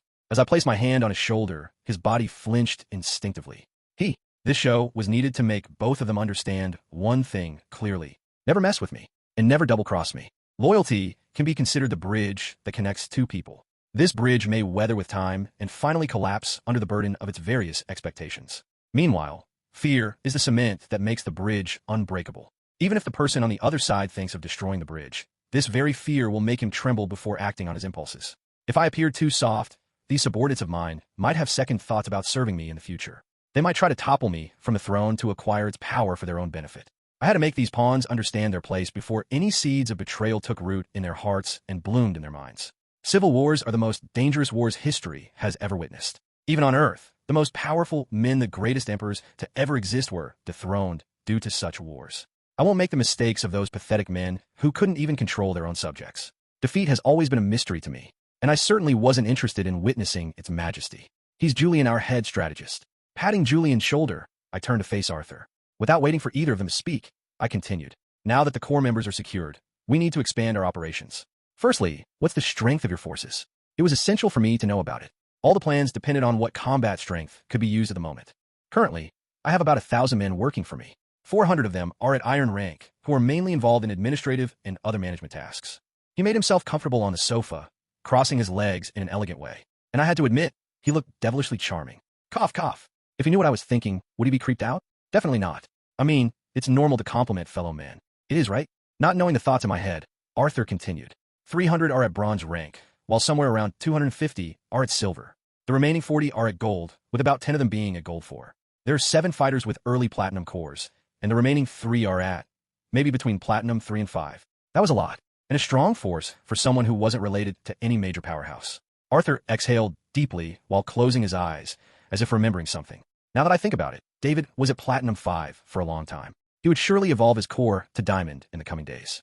So for the time being, consider there being 1 Diamond rank or 2. David, Arthur nodded. Ah yes, David Bruth. You could call him my second in command, in a way. The guy's a beast of a man. Arthur's forces couldn't be called the strongest, but they were pretty decent considering his area of operations. Having 40 gold rankers could be considered top tier in many areas around the world. Ranking up wasn't easy, so the higher one climbed on the path to power, the lower the chances of evolving their core to the next rank. People with bronze and silver cores made up the majority of the forces in any army around the world. Those at iron rank weren't weak, but they had their own uses other than direct combat. As for platinum rank, these individuals were even rarer. For better understanding, consider it like this. For every 1,000 bronze fighters, around 100 silver warriors are produced. And for every 1,000 silver fighters, there are around 10 people with gold cores. Meanwhile, for every 1,000 gold ranks, a single platinum expert is produced. That too, only if the right resources are available. This shows the rarity of these individuals. And if you take the ranks above platinum, then only a handful of individuals are able to rank up. Aside from the tremendous amounts of resources required for evolving one's core to higher ranks, having enough talent is also a necessity. Most elites are satisfied when they reach the platinum rank and don't think it necessary to risk their lives for more power. From the ones that do take that lethal step in their hunger for power, not all of them survive. If not for such massive difficulty in cultivation, people would have gone crazy, killing each other just to increase their ranks. Arthur kept looking at me, waiting for me to speak. You have amassed quite a sizable force. They must surely be draining your wealth to maintain. But I'm glad you have all these loyal men. It will make the formation of DX much easier. I smiled. For someone who manages such vast personnel, you would surely know what's the most important thing for the continued existence of any organization. I gave Arthur an amused look. Money, he remarked. Yes, to build something that will operate across the world, we would need a lot of people working for us. And for such a massive scale, an equally stable source of money will be required. I paused, letting my words sink in. We would earn a lot from illegal business activities, but we still need a legal source of income.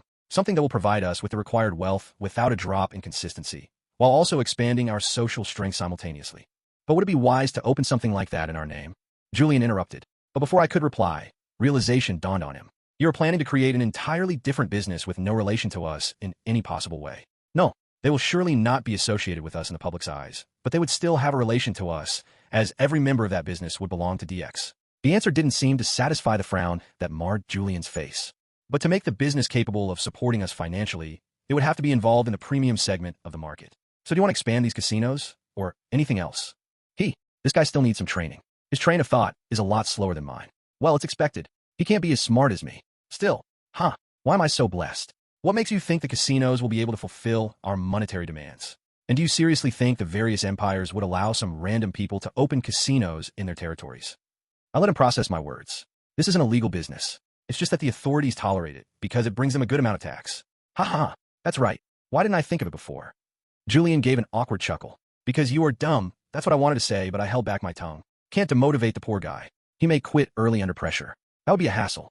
Julian held his chin in the palm of his hand, thinking about possible solutions. I would have liked to let him come up with something practical, but there was no need to waste any time. So, do you know the mad alchemist? Mel Alchemist. That's psycho. Julian blinked his eyes. What about him? I'm planning to recruit him. His alchemy potions would surely be a decent source of income for us. Although he isn't a sane person, we can surely make good use of him. You want to work with that psycho? Julian looked baffled. You seem to know him personally. Julian stared at me, searching for any signs of amusement in my eyes. He might be wondering about my state of mind. Not only me, the entire fucking world knows about him. The official bounty on his head alone is enough to fund our operations for a decade. Julian exclaimed. Then, realizing the extent of our potential expenses, for a year maybe, he corrected himself. The kid isn't wrong. Arthur added. I knew it. Working with that guy would be risky. Not only for our personal plans, but also for our safety. Alfred Seimer, also known as the Mad Alchemist. A person whose devotion to his research far exceeded the bounds of a mortal. He had been responsible for the deaths of around 1 million people in a span of 15 years across the world. Every race had issued orders for his arrest and execution, but no one had been able to capture him till date. His crimes included, but were not limited to, experimenting on live humans, genetic mutations, and making creatures who were a mix of every race that lives on Juden. His love for discovering the beauty of nature, as he calls it, had led to disasters in many parts of the world. He had once killed every single soul in a city of around 50,000 people, just so he could record the fluctuations in the density of mana upon the death of these many individuals at the same time. The interesting thing about him was that he posted the results of his research for the world to see. And whether the geniuses across the world wanted to admit it or not, many of them used his findings for their own personal growth. Many of the advanced theories on mana, life, and living bodies that are currently available have been a gift from Alfred. Simply in terms of capability, I would rate him as the best in history. And the problem with making him work for us was we wouldn't even know when our bodies were being tampered with. He might add some potions to our meals, only to test the resilience of humans against his drugs, or whatever they call it. He might carve open someone's intestines, only to compare it with someone else's. As for the result, which intestine fares better in digestion, which race is a good one, comparing the quality, proportion, and whatnot. He didn't see people for who they are. To him, everything is only a specimen to be dissected and studied. Engaging with him is like playing with fire. But it had to be done if the food was to be cooked. and I would surely be cooking a lot. Making him obey me would be difficult, but there's no dog that can't be tamed. He might be a little wild, but a dog nonetheless. People fear him. Why? They say he's evil. But we aren't saints either. His talent isn't something that can be replicated. And let's be honest, almost all the geniuses work for some or the other powerhouse. They wouldn't work for us, even if we offer them more than what they have. He is our only choice. Julian nodded in resignation. If that's what you want. Just before deciding, think for once whether he's truly worth the trouble. Arthur didn't say anything. His silence was his confirmation. They were not satisfied, but that's only because they couldn't see far into the future. They didn't have enough insight or vision. Yet, and he got a ton of other people working under him. Every one of them is a genius like never before. I gave a charming smile to finish my pitch. The result wasn't great. They didn't seem happy with my decision, still complied out of reluctance. I turned towards Arthur. Prepare 50 of your men by tomorrow morning. Are we fighting someone? Arthur inquired. Something like that. You could call it a vacation. Alfred had his main base of operations in the Ares mountain range, which was around 1,000 miles from the city of Tamar. According to Arthur, we would need 3 days to reach there if we traveled by car, given that we camped out at night to reduce fatigue. And also to avoid constant attacks from monsters who become more active when the sun goes down. And also, wait, didn't I tell you? This world had all the modern and futuristic vehicles. It was a perfect blend of magic and science. I would have loved to travel by horse, but there's no point in making the journey tiring without any real benefits. As for what I was saying, I needed to train my combat skills. And what better way than learning from Arthur himself? To reach the Ares Mountains, we would be required to travel through forests teeming with monsters, which would make it all the more suitable for me to train in live combat. I only had 2 years before getting admitted to the academy. I needed to grow much stronger from my current pathetically weak self, so as to have an edge over the main characters who would be attending the classes along with me. Can't be left behind the protagonist. I have to live up to the expectations of my image as the game's final boss. It would be embarrassing if I can't even defend myself. So much for being the final boss. Preparing the bed for the night's sleep, I gave a short glance to Julian, who slept like a log on the bed beside me. The guy insisted on staying with me. For my protection, was what he said. Must have been scared to sleep separately. Snorting, I lay on the bed, closing my eyes that Julian's life had always been a roller coaster with no end. Born in the slums, his parents never cared for him. They couldn't even feed themselves, so how could they look after another life? It was a hassle for them. But if you couldn't do it, then why give birth to someone? Why have children if you aren't capable of looking after them? Although Julian had such thoughts in his head since he could think for himself, he never once said anything to his parents. Despite not being able to raise him in a proper way, they didn't abandon him. For that, Julian was grateful to them. He had seen many children sold to slave traders for some chunks of money. Julian had been thankful to his parents for not letting him go through the same fate. But life in the slums was never kind. His parents worked in some mines to earn their living. The working conditions were the worst. Due to constant exposure to the mining sites, they fell seriously ill when Julian was around 8 years old. Medicines were a luxury for the poor. These people treated him like he was a mistake, something that should have never been born. Though they gave him decent food for survival, anything above that was a clear no for them. Seeing his parents on their deathbeds, Julian took it upon himself to look after them. It was the least he could do to repay their favor. The favor of not selling him to those scary traders. The favor of letting him live. The favor of letting him eat from their meager share. He couldn't forgive them for their sins. The sin of being his parents. He never asked to be born. So why was it his fate to live such a tragic life? Julian could never understand it, but he tried to move on from the past. He took random jobs that offered little to no income. The work was brutal, leaving his body battered. Julian wasn't arrogant enough to think of buying medicines to cure his parents. Those items cost a fortune. The only thing he could give them was enough food to live through the night. Days went by, turning into months. One day, Julian had to go to another city for some work that his new employer had given him. Before leaving, he left around 4 days' worth of food for them to consume. Due to some circumstances, he couldn't return for a long time. He tried his level best to reach his home, the place where his parents must have been starving. In the week that he was away, he thought about his situation many times. Why should he be in a hurry to feed those people who didn't mean much to him? Despite his thoughts, his actions suggested otherwise. Overworking himself, Julian completed the 10 days of work that he was assigned in only a week. It had to be known that the work was said to be of 10 days by the standards of the employer, who was keen on exploiting cheap labor from the slums. As soon as he got his remuneration, he rushed towards Tamar, hoping to reach his parents in time. But alas, he had never been blessed by fate. He hoped he would be lucky, but luck was a luxury for the strong. He needed 2 more days to reach his home. His heart ached when he thought of his parents sleeping on their beds with rumbling stomachs. Julian didn't know what came over him. He shouldn't have cared much for them, yet his heart ached to see their faces. The living faces. As soon as he reached the gates of Tamar, he rushed towards the slums. Stumbling on his way, he reached his home. Seeing the same old door of his house closed, a hope rose in Julian. He hoped some miracle had happened. He hoped the people inside had somehow survived. They said it was possible to live without food for days, if not months. But that was for a healthy person. His parents, who were already fragile from their illness, had no way of surviving so long. The food that he had left behind was already scarce enough to last even 4 days. As he opened the door and made his way into the house, he prayed in his heart for them to be safe, to be alive. Something broke inside Julian when he saw the rotting corpses before him. They hadn't rotted for being left dead for days. No, he felt the rot in the room, the rot of their helplessness, the rot of their despair. His mother's body lay near a bucket filled with water, a glass in her hand, as she might have tried to drink it, to sustain her life for a second more. His father was sitting against the wall, his back slumped down, unable to bear the weight of his body. His dead body. Julian didn't know whether it was unfortunate or not. He felt like crying, but his eyes had no tears. Somewhere deep in his heart, he felt relief. Relief that he didn't have to feed others. Relief that he wouldn't have to work hard anymore. Relief that, no, the relief was from being freed from his duty, not his burden. Julian didn't like taking care of these people when he couldn't even feed himself, but he didn't hate it either. It was a contradicting feeling. He might have hated them for giving birth to him, but even then, he had loved them. He never acknowledged it, but the sight before him broke his heart into a million pieces. If this wasn't love, then Julian wondered what love was. What for breakfast? On my way to the dining hall, I was followed by Julian, who for some reason looked pitiful. His eyes were unusually red. Was he crying his eyes out? A bad dream, perhaps. He was muttering to the air, or was he asking me? How would I know what the chef was cooking? And ain't I his boss? It was me who should be asking that question. This guy. I smacked his head as Julian absent-mindedly walked beside me. Ouch, sorry boss. I was just talking to myself.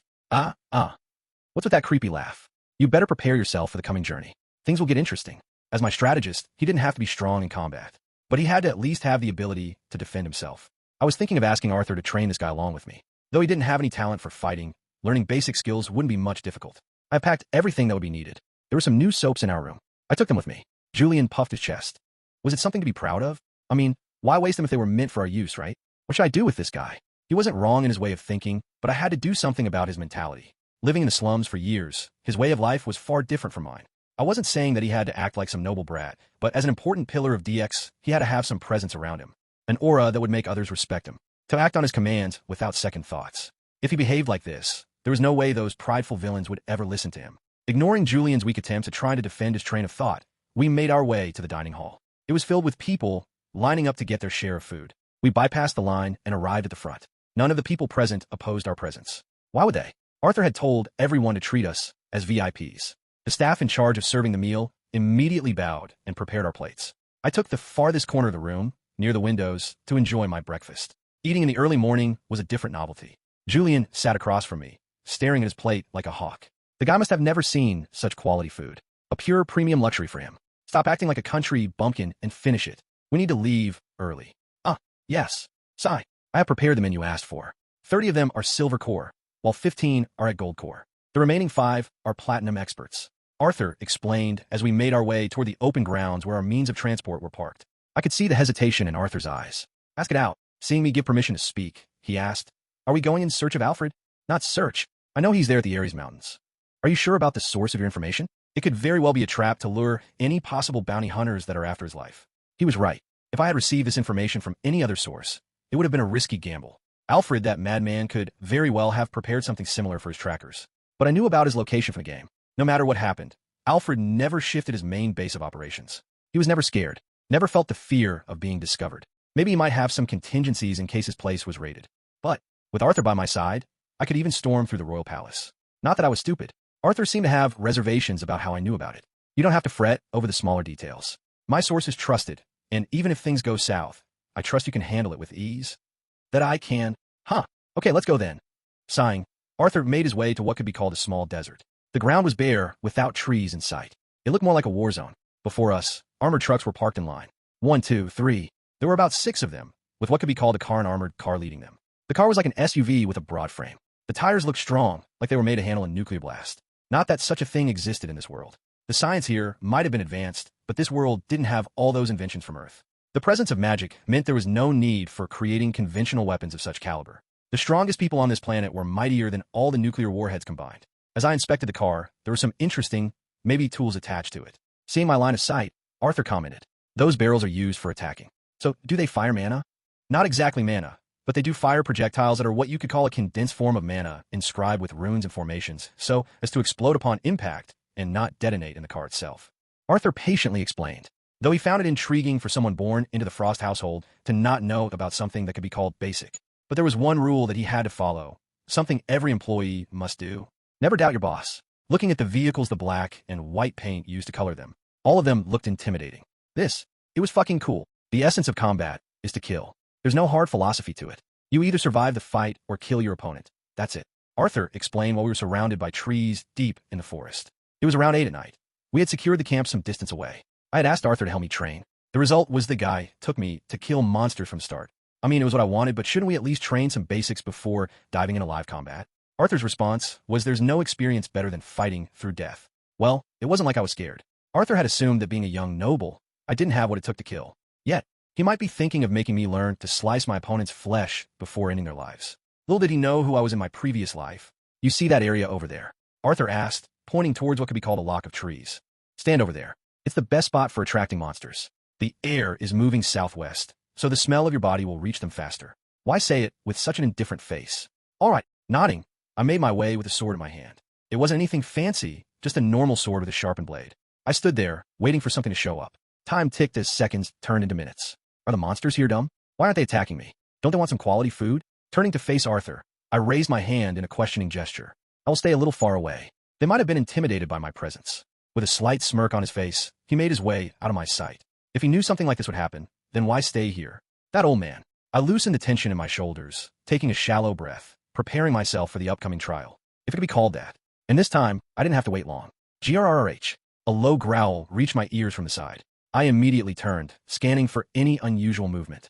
The rustling of leaves shattered the tense silence. Tightening my grip around the hilt, I widened my stance for better control. And then I saw it. A beast emerged from between the trees. It looked like a wolf, only larger. Much larger. Its sharp fangs glistened under the pale moonlight as it prowled forward on all fours, eyes locked onto me. I raised the sword in front of me, my body tensing, ready to react at a moment's notice. The wolf lunged. Fust. In the blink of an eye, it was right in front of me. I sidestepped, narrowly avoiding its jaws, but the sheer force of its movement sent a violent gust of air crashing into my chest, knocking the breath out of my lungs. Zolfast. This wasn't my old world. Every creature here was strengthened by mana. Their speed, their power far beyond anything natural. Missing its prey only enraged the beast further. Before I could fully regain my balance, it dashed at me again, claws slicing through the air, aiming straight for my chest. I lowered my center of gravity, braced my core, and thrust forward. The blade shot toward the wolf's neck. At the last moment, the beast twisted its body mid-air, narrowly avoiding the strike. Damn! It changed its trajectory. Too smart for a mere wolf. My heartbeat thundered in my ears, but I didn't retreat. Using the momentum, I surged forward. The sword swung sideways in a clean arc. SHKK. The blade connected, but it didn't cut through easily. Why is the skin so bloody hard? I forced more power into my arms, guiding mana through my muscle cells. SRRCH. The resistance gave way. Blood burst from the wound as the blade sliced deep into its flesh. The wolf whimpered, stumbling back, tried to create distance. Like hell I'd let that happen. I lunged forward, grabbing the beast by its head and slamming it into the ground with crushing force. Wham! The impact shook the earth beneath us. Pinning it down with one hand, I raised the sword with the other and drove it downward. The blade pierced straight through its skull. The wolf let out a final, broken roar as my hand pressed it deeper into the soil, leaving it no room to resist. Then silence. Even I was surprised by my own strength. Maybe it was my mana control. The ritual had refined it to an absurd degree. I could direct mana precisely where it was needed, amplifying my muscles far beyond their limits despite my low reserves. The sword slid free with a sickening sound. Blood sprayed across my face. The wolf's body went limp, the light in its eyes fading away. It felt thrilling. Was I scared? Heh. I had killed many people on Earth, losing count after I turned 15. Every kill increased my influence by leaps and bounds. People trembled in fear seeing me before them. Like I would lose to this measly beast. Blood sprayed on my face as I removed the sword. The wolf's body slumped to the ground, the life in its eyes fading. I turned towards the direction where Arthur left, a satisfied smirk forming on my lips. The man must have been impressed by my decisiveness. Most newbies hesitated before their first kill. Whether it be an animal or a human, they had to end. I was different, or in mild terms, more experienced. I exhaled slowly, trying to let the adrenaline settle. I could feel my core being saturated with mana. It felt like mana, but it was something different. I felt like I had absorbed the monsters. Soul. Was such a thing even there in the game? As far as I remembered, the only way to increase one's power was to cultivate using the mana in the surroundings. A person had to inhale mana through his lungs and also absorb it from the surroundings. Then he had to let the mana flow through his body, improving his power by small bits every time one cultivated. It was a long process and not something with immediate effects. Of course, if someone had engaged in combat, then his muscle cells were more prone to mana absorption. The efficiency with which mana flowed through the body increased after combat. So it was considered the best practice to train your body to failure and then cultivate to make it stronger. It was like eating enough protein after a workout for better muscle recovery and growth.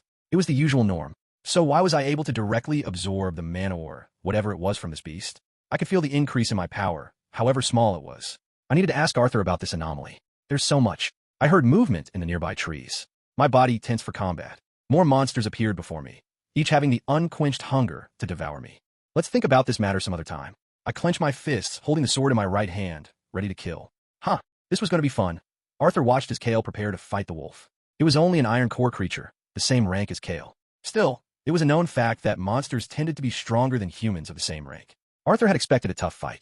From his vast experience, he could easily judge that Kael had never been in a fight before. Till now, the kid shouldn't have killed anyone in his life. That was what Arthur's logic said, but his instincts were saying the opposite. The first time he met Kael, he had judged it as some sort of move from Kael Frost. Arthur's relations with the royals and other powerhouses weren't at their best. Everyone wanted his loyalty. Every one of them desired for him to serve their houses. His power was unfathomable. He might not have been the strongest individual on the planet by core rank, but no one could deny his might. Even the sovereigns hesitated before engaging with him. They feared him as something that was beyond their control, something that could destroy what they had built. And more than anything, they wanted to control him, leaving an uncontrollable variable like him in the open, with no allegiance to any house or empire, was a risk none of them could bear. Still, despite their best efforts, Arthur refused to bow before any of them. He looked them in the eyes and rejected their offers. He never considered himself below any of the major powerhouses in the world. To him, they were equals at best. This level of attitude from someone who wasn't a noble was damaging to their fragile egos. Yes, Arthur wasn't born noble. He was a commoner. Not much was known about his past, except that he had emerged as a powerhouse out of nowhere. Despite being at a mortal rank, he had gone against one of the sovereigns and managed to survive. Not only survive, he had nearly defeated the other guy. And this was when Arthur was at Immortal 1. Now, being at Immortal 7, no one wanted to get on the bad side of this living monster. So when Kael appeared in his casino, Arthur felt it was one of the same old invitations. It was surprising for him to be invited by the Frosts, because Castor had never shown any interest in forcing Arthur to serve him. That was the only reason that compelled Arthur to meet Kael and learn the intent behind his appearance. Arthur knew about Kael, not personally, but from the rumors and news that had spread across the lands. The spoiled noble brat of the Frosts, the incompetent heir who couldn't live up to the expectations of being a Frost.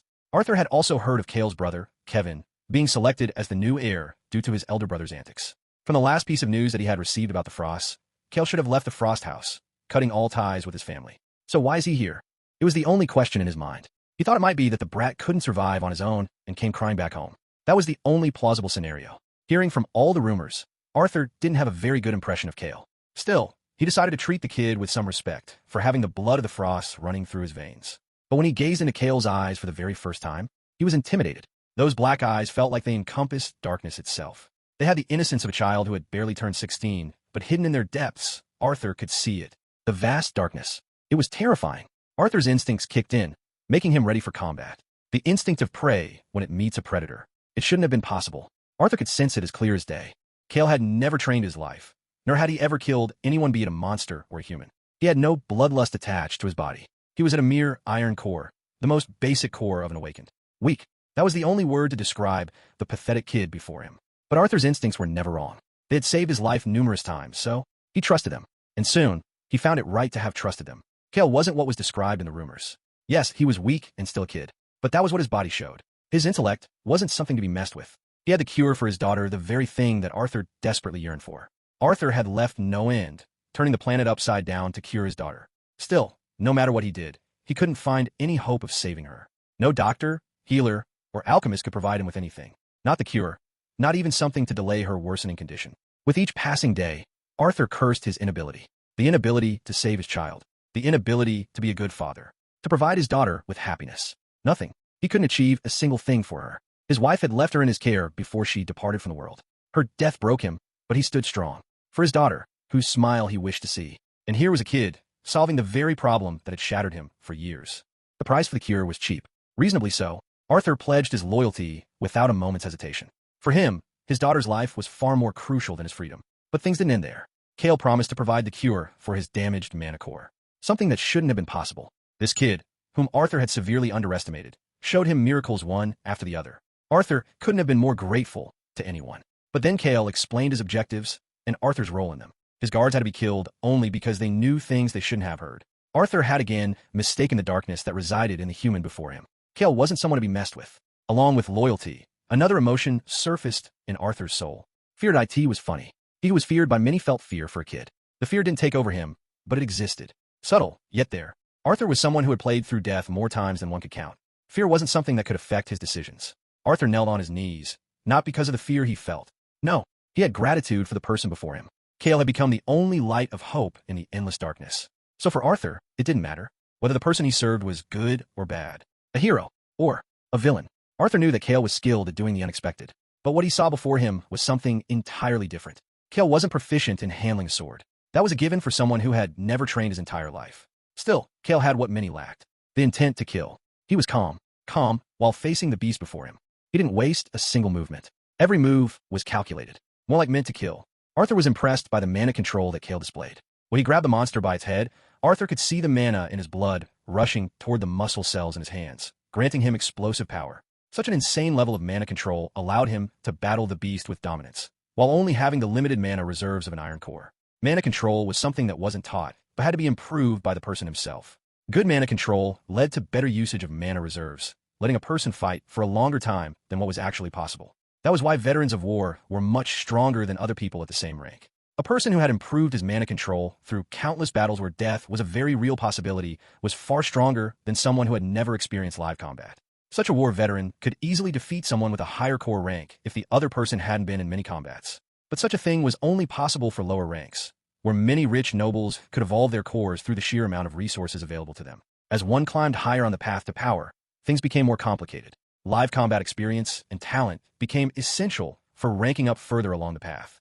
And the individuals who reached platinum and the ranks above it weren't sheltered people. Each and every one of them was an elite among elites, forged through pain and death. So at higher levels, having good mana control was essential to gain an edge in battle, but couldn't guarantee victory against an opponent. And winning against someone at Platinum 2 while being at Platinum 1 was a challenge in its own right. This was because the skill difference and the amount of mana reserves increased exponentially in the higher core ranks. The difference between the subtiers themselves was vast, so comparing two separate core ranks was an entirely absurd thing to do. A Platinum 1 expert defeating someone at Diamond 1 was very rare. It wasn't impossible. Though the difficulty of such a battle was impossibly high, there were many monsters in this world who were far superior to their counterparts. These were the direct members of the major powerhouses of the world. Arthur was such an anomaly himself, but his case was different. He was a commoner who had reached the absolute peak of power, an immortal fighting a sovereign. It was considered impossible, but Arthur shattered that assumption with sheer strength, mana control, and an inhumane physique that could withstand the intensity of his battles.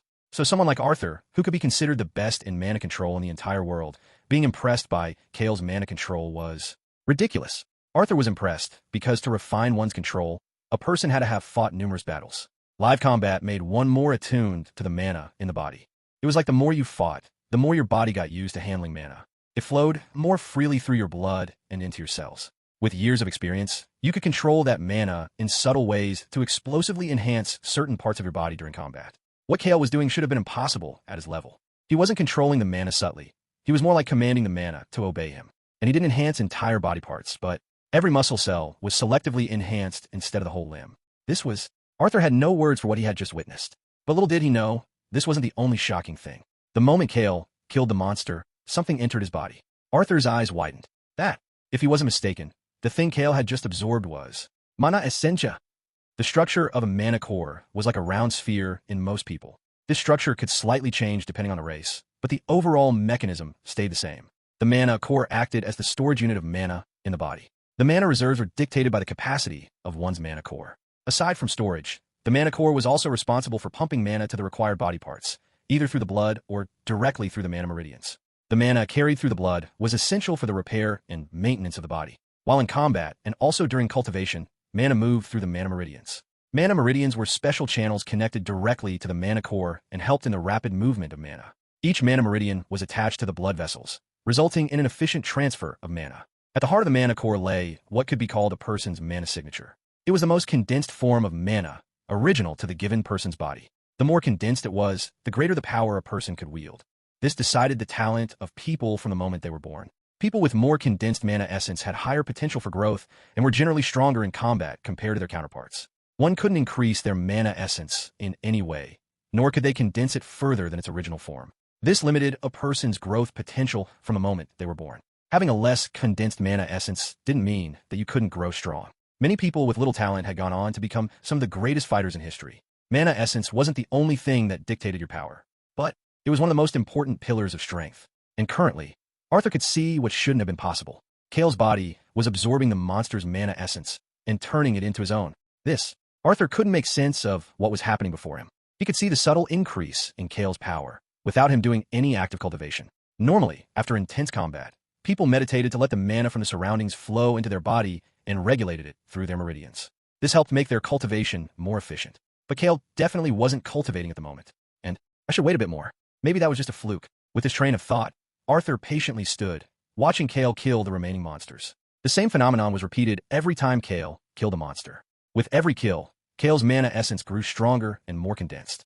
It became more potent. The increase in strength was noticeable. Kael's movements became more fluid. The force behind his strikes increased drastically. Arthur shook his head in amazement. This kid, shaking his head in resignation, Arthur made his way toward where Kael stood, soaked in the blood of the monsters he had killed. Kael seemed to have noticed Arthur's presence. As Kael turned to face the person behind him, Arthur blinked. He had expected to see a look of excitement on Kael's face. Killing this many monsters in his first fight was a great achievement.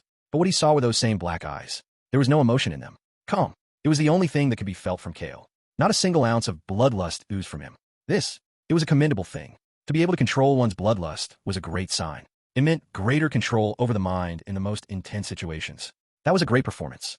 The blood of Frost really does its wonders, don't you T-? Arthur paused mid-sentence. He stared into Kael's eyes, which looked disgusted from being compared. It seemed to have irked him. Thinking that it might be better to shift the topic, Arthur inhaled briefly. Steadying his thoughts, he calmly looked into Kael's eyes. I thought it was better for you to experience live combat before getting some proper training. Kael didn't reply. He just stood there like a statue, waiting for Arthur to continue. Interesting. He still seems to be in a combat state, ready to fight at a moment's notice. I must admit, your spatial awareness is already top tier. Tell me, have you fought before? No answer, Take a deep breath and hold it. Let the mana and oxygen flow toward your brain. Learn to bring yourself out of the battle state on your own will. Kael followed what Arthur said, taking deep breaths to steady himself. Sometimes when you engage in life-threatening situations, your body gets trapped in that state for a prolonged time, fearing an attack at any moment. That was why one must train the mind to remove oneself from this trance through sheer will. The color returned to Kael's eyes. He blinked rapidly, looking around to take in his surroundings. That was hella weird. I could clearly see and hear everything, but it felt like I was inhabiting someone else's body. I literally couldn't control my train of thought. Kael shook his head in bewilderment. It really felt like watching a 3D movie through some other person's eyes. What the fuck was that? It was what you could call a hyper-safety mode of your body. Facing the real possibility of severe injuries or, in the worst case, death made your body hypersensitive to the nearby surroundings. In such a situation, your body feels threatened by even the slightest movements in your vicinity. Arthur observed as Kael jumped on his feet a few times, trying to get used to his body again. You need to meditate from time to time to increase your willpower in order to control your mind in such situations. Roger. What? How about calling me master? Kael blinked. But ain't I your boss? Arthur took a step forward, his face looming over Kael's forehead. That's how you address your teacher. Taking a few steps toward a nearby tree, he leaned against its thick bark. And if you have a problem with that, then I must say with regret that I won't teach you dash. No. Kael's shout echoed. Then, slightly bowing his head by a degree, Kael opened his mouth. Ma master. It was a hilarious sight for Arthur. Ma master. I could see Arthur enjoyed this. I didn't have any problem calling him whatever, as long as my work was being done. I wasn't immature enough to miss my training because of such petty things. And even if I had refused his order request, Arthur would still have had to train me. He didn't have a choice in the matter. But if calling him master would make him happy, then I would gladly do so. Not because of his happiness, but because a more friendly relationship would be beneficial for me. A slave without a will isn't worth more than a dog. I didn't need slaves. What I wanted were people capable enough to think for themselves and brave enough to question my decisions if the need arose. Blind followers are useful only up to a certain extent. And when you have ambitions of conquering the world, you need men like Arthur to have your back in the worst situations. Jokes aside, Arthur wore a serious expression as he looked in my eyes. Mind telling me how you trained your mana control to such an insane level? You don't have to lie about it. It's just that with this level of control, it's a shame you didn't train since childhood. Otherwise, you would already be at Diamond Core, on your way to breaking into the immortal rank. I let my shoulders drop and relax my body. There was no need for me to answer. I could refuse to do so after all. I was the boss here. But one thing I knew about Arthur was that he was a very upright man. Once he swore loyalty to someone, he would follow them through hell's doors. And I couldn't possibly gain anything from keeping things hidden from my right hand I performed an ancient ritual, which granted me this level of mana control, I told him. It also increased my potential to reach higher core ranks, I explained with indifference. And don't ask where I got the ritual from. I won't tell. Arthur just looked at me. And what did you exchange in return? I couldn't reply. You seriously want me to believe there were no conditions? Sigh. I had to trade off the powers for something. Care to tell? Okay. You don't have to tell me. Just stop giving me that look. What look? I was just looking into his eyes. This lunatic, does he have hallucinations? Maybe. With this level of mana control, your training will become relatively faster. Aside from that, there's something else I wanted to ask. Arthur took a deep breath, probably sorting his thoughts. I knew where this was going. Did you feel any changes after killing the monsters? My body feels a little stronger. I also feel like my mana reserves have increased. You do know that this isn't normal. Yes. Normally, I would have to cultivate to see any noticeable gains in my power. I wanted to ask you about the same thing. Before I could speak further, Arthur raised his hand, and a faint pulse of mana was released through his fingertips. Normally, I wouldn't have been able to notice such a thing. But my inhumane mana control had drastically increased my sensitivity to the mana in my vicinity. The mana turned into a thin barrier that surrounded us from all sides. I gave Arthur a questioning look. It's a precaution. It won't be in our best interest if someone hears this conversation. I sheathed the sword in my hand and closed my eyes to sort my thoughts. When I killed that wolf, I felt something entering my body. It directly reached my mana core and fused with it. Looking up at the sky, I inhaled sharply. The thing that entered my body felt more like the soul of the monster. It was like I was absorbing the monster itself. The feeling was both refreshing and revolting. Arthur raised a brow. Revolting in what sense? I took my time to find the right words. It was like I was doing something against the very fundamentals of life. Like I was being punished for going against the norms of nature. It really felt disgusting. But I also couldn't ignore the euphoria derived from the increase in power. Arthur held his chin in deep thought. I didn't disturb him. The air bristled around us. After thinking for a while, Arthur cleared his throat. For what you said, I think the thing you absorbed was mana essence. I knew what mana essence was, and I couldn't believe I was able to absorb it from a monster, no less. Mana essence is supposed to be original to each living creature's body. It can't be utilized or harnessed by anyone aside from the host himself. And if what Arthur said was right, from your expression, you seem to understand the complications of this ability of yours. Ugh, I didn't just understand it. If the world found out about this ability, I could very well predict the consequences. Every powerhouse would be out there to hunt me, either for morality or simply for research. Those crazy lunatics would dissect my body to try to replicate my ability to absorb mana essence from the creatures I killed. This, with my ability, cultivation would become far too easy for everyone. Just by killing monsters, everyone would be able to level up. And if I thought carefully, nothing could stop people from killing each other to gain more power. Greed. It was the most dangerous factor capable of stripping people of their rationality. Even if not for research, all the major powers would see me as a monster who went against the very fundamentals of nature, thereby disturbing the balance. They would call it a moral duty to execute me in order to maintain the balance of power in the world.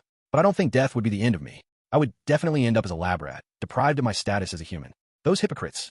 This was a damn troublesome situation. At the academy, no matter how much I tried to avoid it, I would have to kill monsters for my academic score. And just injuring the monsters wouldn't be helpful. The academy staff would surely find such behavior suspicious. I looked at Arthur with round eyes, hoping he would have some solution to this problem. He was much more experienced than me. Seeing my hopeful eyes, Arthur closed his own eyes. I didn't keep my hopes high, as this issue wasn't some common problem. Exhaling a slow breath, Arthur opened his eyes to look at me. I think there might be a way.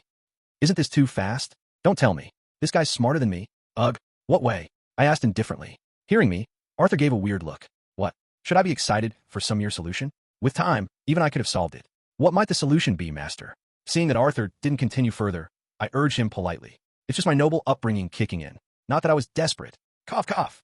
Normally, I don't think there would have been any easy way out, but with your level of mana control, we can make things work. Arthur grinned. Damn, why didn't I think of it? Mana essence is basically mana in the simplest terms. And having nearly full control over the mana in my body, I could easily stop foreign mana from entering.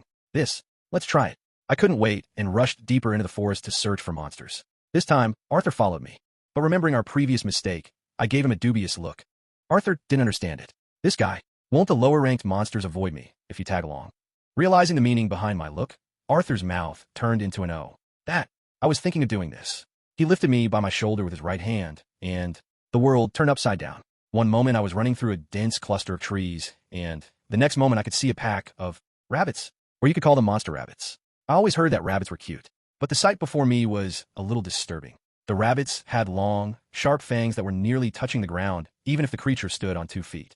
And it was 3 feet in length. Calling such a thing cute would be against sane standards. Arthur just stood there, waiting for me to take action. I unsheathed the sword in my hand, calmly making my way forward.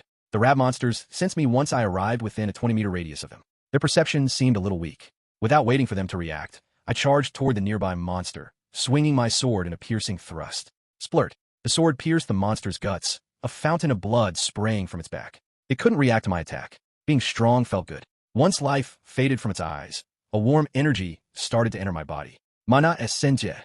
Try to feel the flow of mana. I could hear Arthur's steady voice in the background. I followed through. Indeed, once I started to concentrate on the feeling, I could vividly imagine the mana essence entering my body. It felt like feeling warm water on one's hand on chilly winter days. Slowly, I could feel the essence trying to enter my mana core through my meridians. Inhaling deeply, I resisted it. Bit by bit, I pushed the mana essence out of my meridians. It retreated along the same path that had entered my body. A little more than a second had passed. Though I was thinking it through, my actions were faster. Successful. I felt the entirety of the mana essence exiting my body and dispersing into the surrounding air. Well done. Now try to stop the essence before it enters your body. Arthur's cheering voice died in the back of my mind. I couldn't celebrate the small victory. Seeing the death of their comrade, the other monsters bared their fangs in my direction. Like I gave a shit about their reaction. I sidestepped to avoid the rabbit on the right jumping in my throat. I swung my sword in a low trajectory. Escharke. Its limb fell off. The monster tried to roar in pain, but I didn't give a chance. My sword came down at its neck. Splurt. Another down. This time, I blocked the path of the mana essence before it could enter my body. It felt a little difficult at the beginning, but soon I got used to the feeling. Huh, ain't I a genius? As my eyes turned to look at Arthur, a small smirk formed on my lips. See this? I inhaled a slow, steady breath till my nerves calmed down. Adrenaline was a good thing, but without proper control, it could be the very reason for your death. An adrenaline rush always clouds one's judgment. That is why professional fights are more pleasant to watch than street brawls. Only by controlling our mind and body in an intense situation can we display our full potential. 7 more. I moved with light steps, keeping an eye on every last one of them. But they didn't charge at me. Seeing 2 sudden deaths before their eyes had made them wary of me. Smart. Even these small creatures had better brains. Though waiting for them to attack would have looked cool, I didn't have such luxury. I might have been stronger than them, but that was on an individual basis. If they attacked me together, things might become a bit messy. Giving one last glance to the corpse near me, I charged. Charge in a sense. I literally ran toward the monsters. And my opponents weren't fools either. They charged at me in 2 separate groups, trying to block my escape route. Not that I was planning to. I swung my sword at the one before my eyes. Huh. It jumped into the air. Not a small jump. It soared some 6 feet into the air before launching itself in my direction. Was it a kangaroo? Not that I'd seen one. I shifted to my back foot, aiming to cut its head mid-air. But my lack of combat experience kicked in. I had forgotten about the other monsters entirely, my focus solely on the one in the air. 3 of the rabbits lunged at me from my sides, their fangs aiming for my neck, while their claws were directed at my chest. Yes, they had claws. Big ones. And sharp too. I grabbed the one on the left with my bare hand, slamming it into the ground. Wham! Its skull was crushed under the sheer pressure of my attack. The other 2 were inches away from my body. My brain went into overload. I could see them moving in slow motion. Or was it me who got faster? I swung my sword in a diagonal slash, aiming to parry the claws of the one on my right. Clang! The sword not only deflected the attack, but it cut through the monster's claw, ripping its chest apart. Splurt! A thin line of blood sprayed onto my face. I could taste it on my lips. Disgusting. Before I could wipe the blood, I felt something warm on my back. Turning my face, I saw a rabbit with its fangs pierced below my shoulders. TSK. The pain began to take over my reasoning, but I didn't have enough time to deal with it. The monster that was already in the air scraped its claws across my face, tearing the skin from my forehead to the side of my jaw. Blood began to trickle from the wound. The remaining 3, seeing me in a losing state, lunged at my thighs, biting off chunks of my flesh. SKRCH. Arg. Pain. It wasn't my first time facing it. I had been shot many times in my previous life. Once, I had been stabbed 8 times by one of the assailants from a low-key gang. Pain wasn't a new thing for me, but this level of pain was something new. Every part of my body screamed of death. I could feel the blood flowing out from the wounds that had been made and the new ones that were being inflicted on my body. The monsters kept attacking with their claws, trying to rip my body into shreds. I held on. I tried to detach them from my body, but it was easier said than done. As I grabbed the monster on my back, it furiously resisted, moving its claws in wild motions. One of the claws hit the back of my head, and immense pain shot through my nerves. The sudden pain was so intense that I felt numb. The surroundings began to feel dim. The light in my eyes was slowly fading. I could feel darkness drawing my vision blank. The situation was getting out of hand. I was arrogant. The realization struck me. I kept comparing this world to my old one, but I had gravely underestimated this place. The magnitude of danger here was far more brutal. A single bullet to the head was the end for a person on Earth. Here, death felt like mercy. No, it was a mercy. I couldn't bear the pain of my life slipping away with every passing second. It felt agonizing just to live. My will to survive, something that I had always prided myself on, was slowly being shattered under the reality of my situation. In this world, I wasn't X. I wasn't some demon that the world feared. Here I was just a weak boy with some good brains. Any random creature with decent strength was capable of ending my life before I even knew it. It felt pathetic. Dying at the hands of a rabbit. Ridiculous. How could I even think of death? And against such measly creatures at that. This isn't me. Kael. It must have been Kael's feelings that had taken over me. He was just a kid. Such brutal fights must have taken a toll on his mind, which had never faced such pain in its noble life. A single cut on his hand would have resulted in a group of healers rushing to cure him. This fight, such brutality, must have been taxing on this body. Still, it makes me wonder, how did his personality take over me? His emotions should have been sacrificed in the ritual. The Kael I knew from the game was a monster who was feared, not the other way around. Interesting. I looked at the monsters clinging to my body, trying to avenge their fallen family. Sighed. I might just need to do them a favor. And people call me a demon. I might just be a saint. I willed the mana in my muscles, warming them for. The mana in my core was quickly drained to half of its former reserves. What the hell? I could feel the mana traveling to the injured parts of my body, and I blinked. How? I could see all my injuries healing at a breathtaking speed. No, it wasn't just healing. It was regenerating. The muscle fibers were being grown out of nowhere, and all the damaged blood vessels were being repaired. Though I couldn't see them, I could feel my nervous system connecting itself to the newly formed muscle fibers. Am I a vampire? How did I have this ability? In the game, there was no mention of Kael having any regeneration abilities. And something at this level. Even vampires, a race that feeds on the blood of other people, never had such insane regeneration. At least, not the majority of them. The speed of their regeneration was dependent on several factors, bloodline being the most important. The royal vampires indeed had crazy abilities that made them nearly immortal. But even those abilities came at a cost. They had to have sufficient blood reserves in order to recreate parts of their body in case of an injury. But I was a human, not a vampire. Though the stronger one grew, the faster their body healed. Still, this level of healing was unheard of. Was it the ritual that granted me this ability? Maybe my transmigration caused some variations. Or, I didn't have time to think. The rabbits, who were initially surprised by my healed body, had again begun to attack me. But this time, I wasn't panicked as before. I stomped my right leg on the ground and, with an explosive force, jumped into the air. The monsters tried to follow me, but they lacked the momentum to reach my height. Taking advantage of their temporary inability, I threw my sword at the monster nearest to me. The sword was launched forward with insane speed, piercing the chest of the monster. Thud! Its lifeless body fell to the ground. My strength had increased for the previous kills. In the panic of the battle, I forgot to stop the mana essence from entering my body, which resulted in my growth and power. Now, with a calm mind, I closed off the entry points for the mana essence from the monster, trying to enter my body as I was suspended mid-air. I was easily able to do it while also maintaining my concentration on the ongoing battle. The remaining monsters were momentarily disoriented. I landed on the ground and removed my sword, which was impaled in the dead corpse before me. With a clean swing, the blood was cleared from the blade, and I resumed my battle stance. 2 steps right. I appeared before the monster that was getting ready to jump at my throat. Without giving it any chance for resistance, I swung the sword in a wide arc. Splurt. Blood spilled into the air as its head rolled before my feet. Again, I willed my mana to stop the foreign mana essence from entering my body. With some practice, it had now become as easy as breathing. I scanned the creatures before me. 3 were still left. Sigh. Let's make some quick work. Arthur observed as Kael practiced controlling the mana essence from the monsters he killed. Well done. Now try to stop the essence before it enters your body. Kael's progress was phenomenal. He was what you could call a once-in-a-generation talent. Arthur didn't need to babysit him. Kael was completely capable of learning on his own. Just directing him was enough. But Arthur knew Kael would soon stumble. No matter how much talent one had, or even if they had intellect like Kael, it was a given that combat experience couldn't be bought. It couldn't be analyzed and learned. One had to experience combat to truly learn. When a monster jumped into the air to attack Kael, instead of keeping awareness of his surroundings, Kael diverted his full attention toward a single monster. That was a fatal mistake. There was one rule in battle. Everything and everyone is your enemy. One should never get confident and focus on killing individuals. Having awareness of your surroundings was equally important.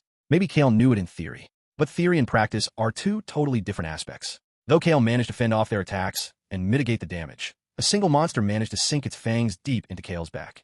Still, Arthur was impressed by the calm expression that Kael wore despite being in a critical condition. But he soon got overwhelmed. Arthur debated whether to intervene, but decided against it. Kael's life wasn't in mortal danger yet, so he decided to see how things turned out. Even he was curious about what his boss would pull off. But he wasn't ready for the events that transpired. Arthur couldn't believe his eyes as Kael's body repaired itself before him. Not only repaired each and every muscle fiber was regenerated to its original state. This Arthur didn't know what to be surprised by anymore. Each second that he observed Kael, the kid pulled off some reality-shattering stunt out of nowhere. Seeing Kael's progress, Arthur imagined how strong he would become after reaching the higher ranks. Terrifying. That was the only thought in his head. After Kael healed regenerated his injured body parts, the fight continued. This time, Kael's movements became even more fluid. With each step, he seemed to have evolved his understanding of combat in general. With every kill, Kael seemed to have gotten the hang of stopping the mana essence from entering his meridians. It didn't take more than a minute for Kael to finish the rest of the monsters. You now seem to be more than ready for my training. Arthur approached Kael, who was standing in the middle of the dead bodies of the monsters. This time, Kael looked Arthur in the eyes, giving a faint smirk.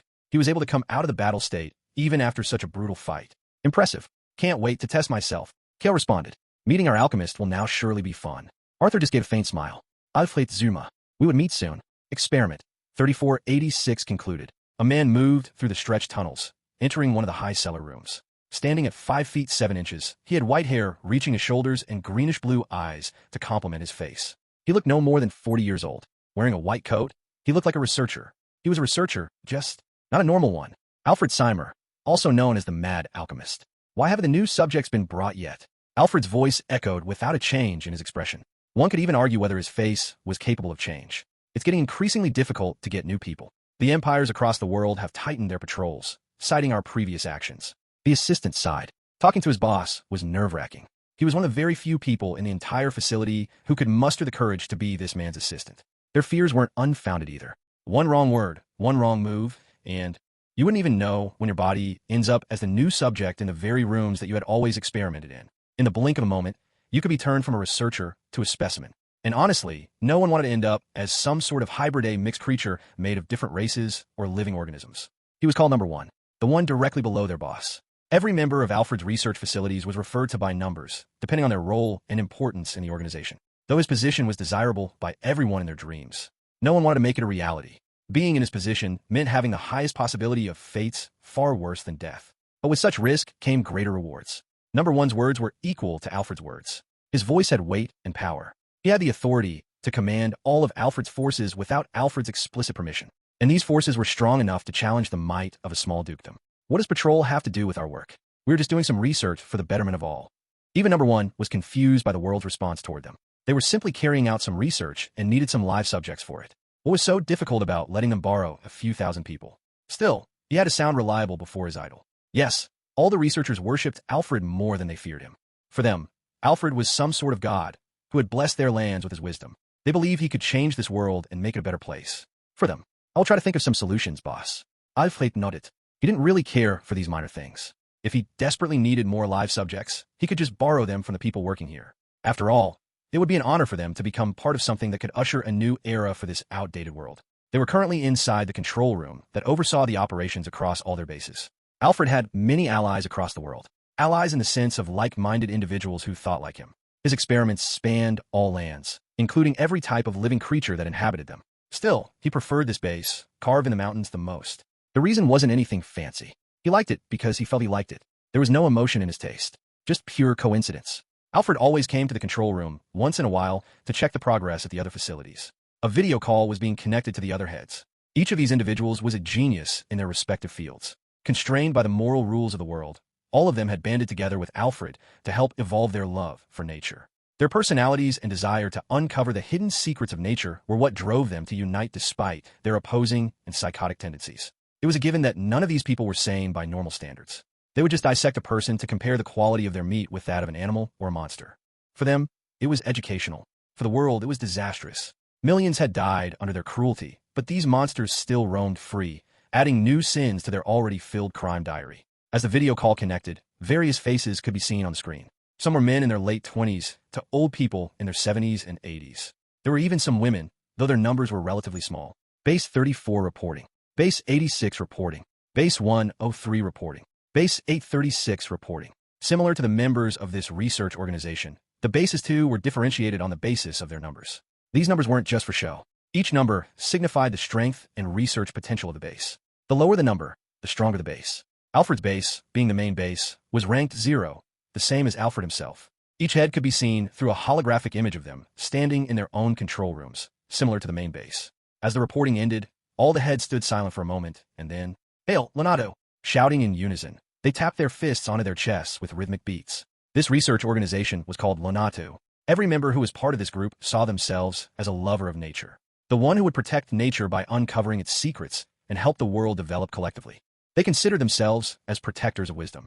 For them, test subjects were people blessed by the god of wisdom, having been granted the privilege to sacrifice themselves for the greater good.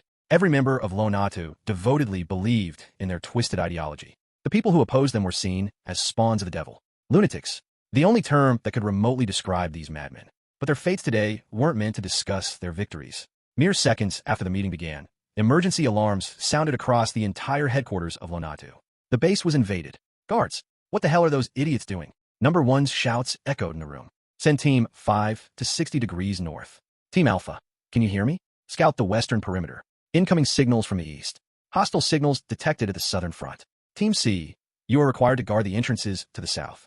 Send bronze cores for scouting. The entire control room buzzed in chaos. The enemy couldn't be seen, but their systems had detected hostile aggressions from all sides. This shouldn't have been possible. These systems were created and improved by some of the most genius minds in the world. For them to be hacked was nearly impossible, unless the enemy was above the platinum core. Those monsters would surely be able to flood all the mana scanners with surges of mana, thereby forcing them into overload. These systems were designed to detect hostile attacks, but if someone at Diamond Core or above entered the fray, then nothing could be done. The number of such people wasn't many, so taking precautions against these powerhouses was meaningless. The combat personnel in the entire facility engaged in searching all the perimeters for signs of any possible intruders. But not a single intruder could be found. Alfred just watched everything in silence. He didn't comment, as Number One ordered reinforcements from the other bases to arrive. For an organization that had its influence spanning the entire world, they had hired several fighters for the protection of their bases or to carry out certain operations on their behalf. Still, these personnel weren't infinite. It was a given for a research organization. Most of the staff were researchers with little to no combat experience. The people they hired for money were greater in number, but their highest strength was limited to early Platinum Core. People at Platinum or higher ranks were highly valued across the world. Not only that, but even Gold Cores were a force to be reckoned with. And such strong people wouldn't work for a lunatic organization like Lonatu. At least most of them wouldn't. Who in their right minds would fight to protect some bookworms when they could be paid handsomely elsewhere?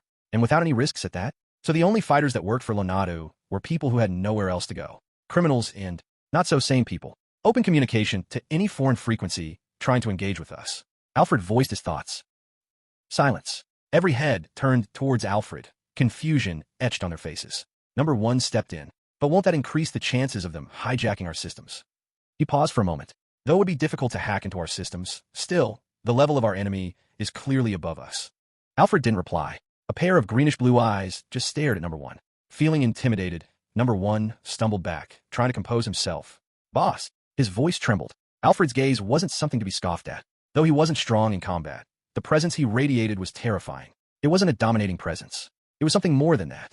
Something closer to the chill that ran across one's spine when facing a natural predator. Those dead eyes. Why do you think the enemy hasn't demolished us if they are clearly a level above us? Alfred moved a step forward, standing inches away from Number One's face. That. I apologize, sir. Number One fell to his knees, his hand touching the ground. His body trembled in fear, afraid of the consequences his foolish answer might bring. Alfred ignored the drama before him. He rotated his neck, hands in the air, loosening his joints. The other side wants to talk with us, peacefully. We might have something that they want. It's clear that they aren't from any of the empires. Igriagis. Sir, Number One tilted his head to the right in confusion. Did he do something wrong again? But, oh, I will establish the communication. Making his way toward the nearby staff, Number One passed commands one after the other. All the other heads watched the exchange in silence. No one interrupted. Not that they could. The reinforcements were put on hold. It was obvious that if the enemy attacked, they wouldn't survive. Better to be civil than hostile. These people cared about their research, not wars. They would quietly bow their heads rather than fight a losing battle. At least most of them would, but not Alfred. The reason he had consented to communication was simple. Why fight needlessly if things could be sorted through dialogue? Though he wasn't the most sane person, that was in terms of his humanity and morals. Otherwise, Alfred was a logical man, and someone with the pride of the greatest mind in history. He wouldn't cower in fear just because their base was attacked by some ruffians. And even if the enemy had decided to attack, Alfred was capable enough of killing even Diamond Cores if the need arose. At the end of the day, this was his main base, his home ground. If the enemy had truly invaded them, each and every one of them would have begged for death. Anyone would. No person would enjoy being bathed in some of the strongest acids in history, inhaling gases that would make them explode bit by bit, or having their body parts disintegrate into thin air with each passing second. There was a reason the world was so cautious when dealing with Alfred Seimer. They had announced bounties on his head, increased security in their empires, and taken various measures to reduce the influence of Lanatu. But none of the empires had launched a full-scale assault against the Mad Alchemist. They feared Alfred as much as they despised him. The Mad Alchemist had mad in his name for a reason. That madman could detonate entire empires, killing himself in the process if it meant the complete elimination of his enemies. Alfred Seimer had one philosophy of life. May no enemies see the morrow. They have accepted the channel for communication. Merging frequencies. A soldier reported beside me. Which soldier? The people who work for me are bound to die for me and my cause. So I don't see any reason not to call them soldiers. Calling them members or guards would be disrespectful to their service. At least, that is what I think. You sure were confident about this, Arthur said, raising his brow with an impressed expression. I had asked Arthur to send waves of mana from all sides, surrounding the entire mountain range. I had to make Alfred tilt toward talking with us, peacefully. I had to give him sufficient reason not to engage in combat.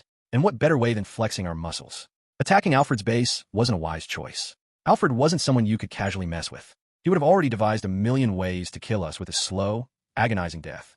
In the game, even peak diamond cores weren't safe from Alfred's madness. Still, it wasn't like I was afraid of him. With Arthur by my side, it would at least take a couple of immortals and a sovereign to stop us. And Alfred had neither of them. As for the forces of Lanatu, wait, did I explain what Lanatu was? I had, right? Lanatu was the name of the organization that Alfred had created to unite like-minded individuals like him, mostly research scholars with a dozen loose screws. So the highest power in their entire force could be an early platinum core, or a platinum 3 or 4 at best. His forces, though huge in number, were mostly comprised of people of lower cores, mainly gold and below. As I was thinking about the plans going forward, my gaze moved toward Arthur's face, which was masked with a light frown. You don't have to worry about traps. Arthur didn't seem convinced. I think you should stay here. I will go for the negotiations. Huh, was he worried about me? I mean, I know I'm weak, but saying such things about protecting me to my face. Mun, that has hurt my ego. A bit. Trust me, I've studied that guy. I know more about him than even he might know. Okay, that was a lie. Huh. Arthur gave a helpless sigh. Listen, I might not know everything about him, but I do know that Alfred isn't a coward. He wouldn't try to kill us in such petty ways if he's the one who has opened the doors for us to walk in. I assured Arthur. So, we'll just relax and follow my lead. I'll let the moment pass and then comment it again. And you know, you should trust your boss. What's with that expression? The 50 men behind us listened to our exchange in silence. At first, they were confused when they saw me influencing Arthur's decisions. But Arthur had clearly informed everyone about him joining a bigger organization. These individuals now knew who their boss worked for. For them, not much had changed. Their roles stayed the same, as did their salaries and benefits. As for my identity, Arthur introduced me as an important member of DX, a high-ranked one, a sort of hidden agent in the Frost Dukedom. You might think whether I had gone crazy. I had previously executed Arthur's men for knowing my identity, and now here I was exposing myself to these people. But the core part of my logic wasn't actually keeping myself hidden. It was to keep the identity of the head of DX hidden and make people assume him to be a powerful yet mysterious figure whose origins were unknown. This was to create a deterrent against possible betrayals and aggressive actions the world might take against us in the future. If everyone knew someone like me led this organization, then none would fear us. I mean, how can anyone fear an organization led by a kid who hadn't even reached the bronze core and was still a few years short of his 20s? By world standards and common sense, I was a kid. Just a kid. And people fear men, not kids. Seeing these men, a thought crossed my mind. I hadn't prepared uniforms for my members. Well, it was something that could be done in the future. I still had a long way to go before truly making DX a strong force in this world. Speaking of which, why hadn't the communication been established yet? These guys, can't they be a bit faster? Yes, sir. We have done everything on our part. It's just that the enemy is taking extra precautions so that we can't easily hack into their systems through this channel. Under my questioning gaze, the soldier fumbled. Am I that scary? Hee. I knew who might be behind this. Number 1, Alfred's assistant, and a fairly capable man. He shared Alfred's madness, but was much more cautious than him. Number 1 would never make a rookie mistake like letting us control their systems, even if he knew we were capable of charging at them in a full-scale frontal assault. But his precautions were surely draining my time and patience. Phew, let's not get hasty. The guy would soon be working for me. And as a responsible boss that I am, it's my obligation to respect the capabilities of my employees. Soon-to-be employees. CRRK. CRRK. The communicator buzzed as the channel was being connected. Good day, can they hear me now? Huh. Hello, this is, I am the representative of Lanatu. I don't know who you people are, or what reasons you might have for attacking us pretending to attack us, but we are open to any dialogue. Dialogue my foot. This guy might have been the first one to protest against it. Why aren't they responding? You sure this thing works? The communicator echoed number 1's voice again. Isn't he a bigger embarrassment than? I looked at Julian, who was silently observing me, waiting for my order to do his job. I gave him a faint nod. We have no hostile intentions. We are here for a deal, which you might find favorable. Julian said, while giving me a side eye. What? Serving me has to be the best deal for them. After a brief pause, number 1 spoke again. Only your representatives are allowed to int dash. Number 1 stopped mid-sentence. Then his voice echoed through the communicator again. But boss, that would be dangerous. Okay. My apologies. I could hear a thud coming from the other side. Did someone fall to their knees? Cough. The gates have been opened. You may enter with all your forces, but I must warn you against any other thoughts you may have brewed in your minds. It would be a shame to kill our guests. Over. Julian just stared at the communicator as it beeped once before shutting down. He was dumbfounded by the other side's intellect. Number 1 was threatening us, knowing very well that we were the ones holding the edge here. Boss, who are these guys again? Researchers. I made my way towards the northern side of the Ares Mountains. Arthur and the others followed closely behind, watching for any surprise attacks. I had assured them time and again that nothing of that sort would happen, but these guys just seemed to get more paranoid. I can't really blame them. If I didn't know Alfred from a game, I would have been equally hesitant to enter the base. My mind would have preferred attacking them instead of going through some dialogue. After all, at the end of the day, violence is the only thing that can tame your opponents. The path was a little bumpy, having to jump here and there. Boss, but would that man agree to our terms? Your terms? Julian caught up to me and began walking by my side. He would, don't worry. Even his dad would. Not that I knew who it was. Julian just nodded his head. In the last 3 days, Julian had improved by quite a lot. Staying by my side had now made him more normal. It's just that he didn't act like a slum boy anymore. Building confidence in him would still take some time, but I know one thing for sure. Once my boy gets into the game, he would be an unstoppable force. I wouldn't be able to look after DX while in the academy. It would be up to Julian to handle everything. I knew it was so much of a sudden weight on his shoulders, but he would be fine. Arthur would be by his side. Arthur's presence is the only thing that always reassures me in my crazy plans. This isn't Earth, where having a gun would save you. Here, power is needed pure, hard power if you want to survive and live on your own terms. As for Alfred agreeing to my deal, though I had assured Julian of our success, honestly, I wasn't sure about how things would go. Alfred wasn't the most sane person, and understanding people like him is a hassle. All my calculations are based on the knowledge from the game, but only a stupid person would trust something like that. Why I played was just a game. This wasn't a game. Here, the stakes were real and lethal. Till this moment, everything had been going according to what I had calculated based on my existing knowledge of this world, but that didn't mean things would go smoothly going forward, especially when dealing with a lunatic like Alfred Seymour. I couldn't mess things up during the deal. Otherwise, Alfred would take it as a weakness. And once the scale in his mind shifts towards retaliation, even with Arthur by my side, I don't think things would be good if something wrong does happen. Right now, Alfred must have weighed fighting us as unfavorable and more resource-consuming than hearing what we had to say.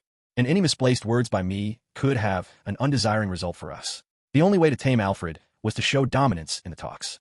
I had to make him feel that the power behind me was powerful enough to shrug off any petty tricks that he may try to pull off later. Petty tricks in the sense of trying to kill us at the base if we do something to anger him. Alfred was a man of his word, but anger can make any man lose his principles. The risk was high, but where there's a risk, there's a reward. And what's the power behind me? X, the head of DX, someone who is powerful enough to make a being like Arthur Dimitri work for him. Technically, that omnipotent figure is me, but Alfred doesn't need to know that. A wild, logical, and lunatic dog like him can only be tamed by his logic. His logic would make him understand the benefits he would derive from our deal, while also fearing the consequences of any form of betrayal. Yes, fear. I had to instill the seeds of fear in a madman. It would be tough, but it wasn't like I had to make him tremble in fear. It's like knowing what will happen when you put your hand in a pot of boiling oil. You haven't faced the results, but you still know them, and you subconsciously fear doing some stupid act that could very well make you suffer agonizing pain. That's what I always call a deterrent. We had reached the gates of the facility, or what had been told to us as the location of the entrance. But all I could see was a big-ass mountain before me. I mean, there had to be some secret entrance here, but it was hidden from view. Couldn't those guys let the entrance be open already after informing us about it? Did they want to show off their technological prowess? Numero uno. That bastard must be behind this. Connect the channel and ask them to open the damn gates. Yes, sir. As the soldier pressed some buttons on the device, I waited in silence. Have you reached? Number 1 asked in a calm voice. It irked me. That bastard must be watching us through the cameras, and he had the audacity to ask us. My displeasure could be seen as a slight frown appeared on my face. That guy must have surely smirked seeing our reactions. Was I angry? No. I wouldn't lower myself to get upset over such petty reasons. But I had to maintain the appearance of being disappointed and angry. It was necessary to make the people on the other side feel that they were still in some control of the situation. I had to boost their confidence a little to lower their guard. If I came off as indifferent to their provocations, it would only make them more wary. Humans truly are stupid. We indeed have arrived. So how about you open your damn doors before I dash? I put a hand on Julian's shoulder. He sure had caught on with me. Can't believe the docile little Julian had finally grown some balls. I knew it was an act, and I had to commend him for his skills. It took me nearly a second to see through him. Just kidding. His acting was trash.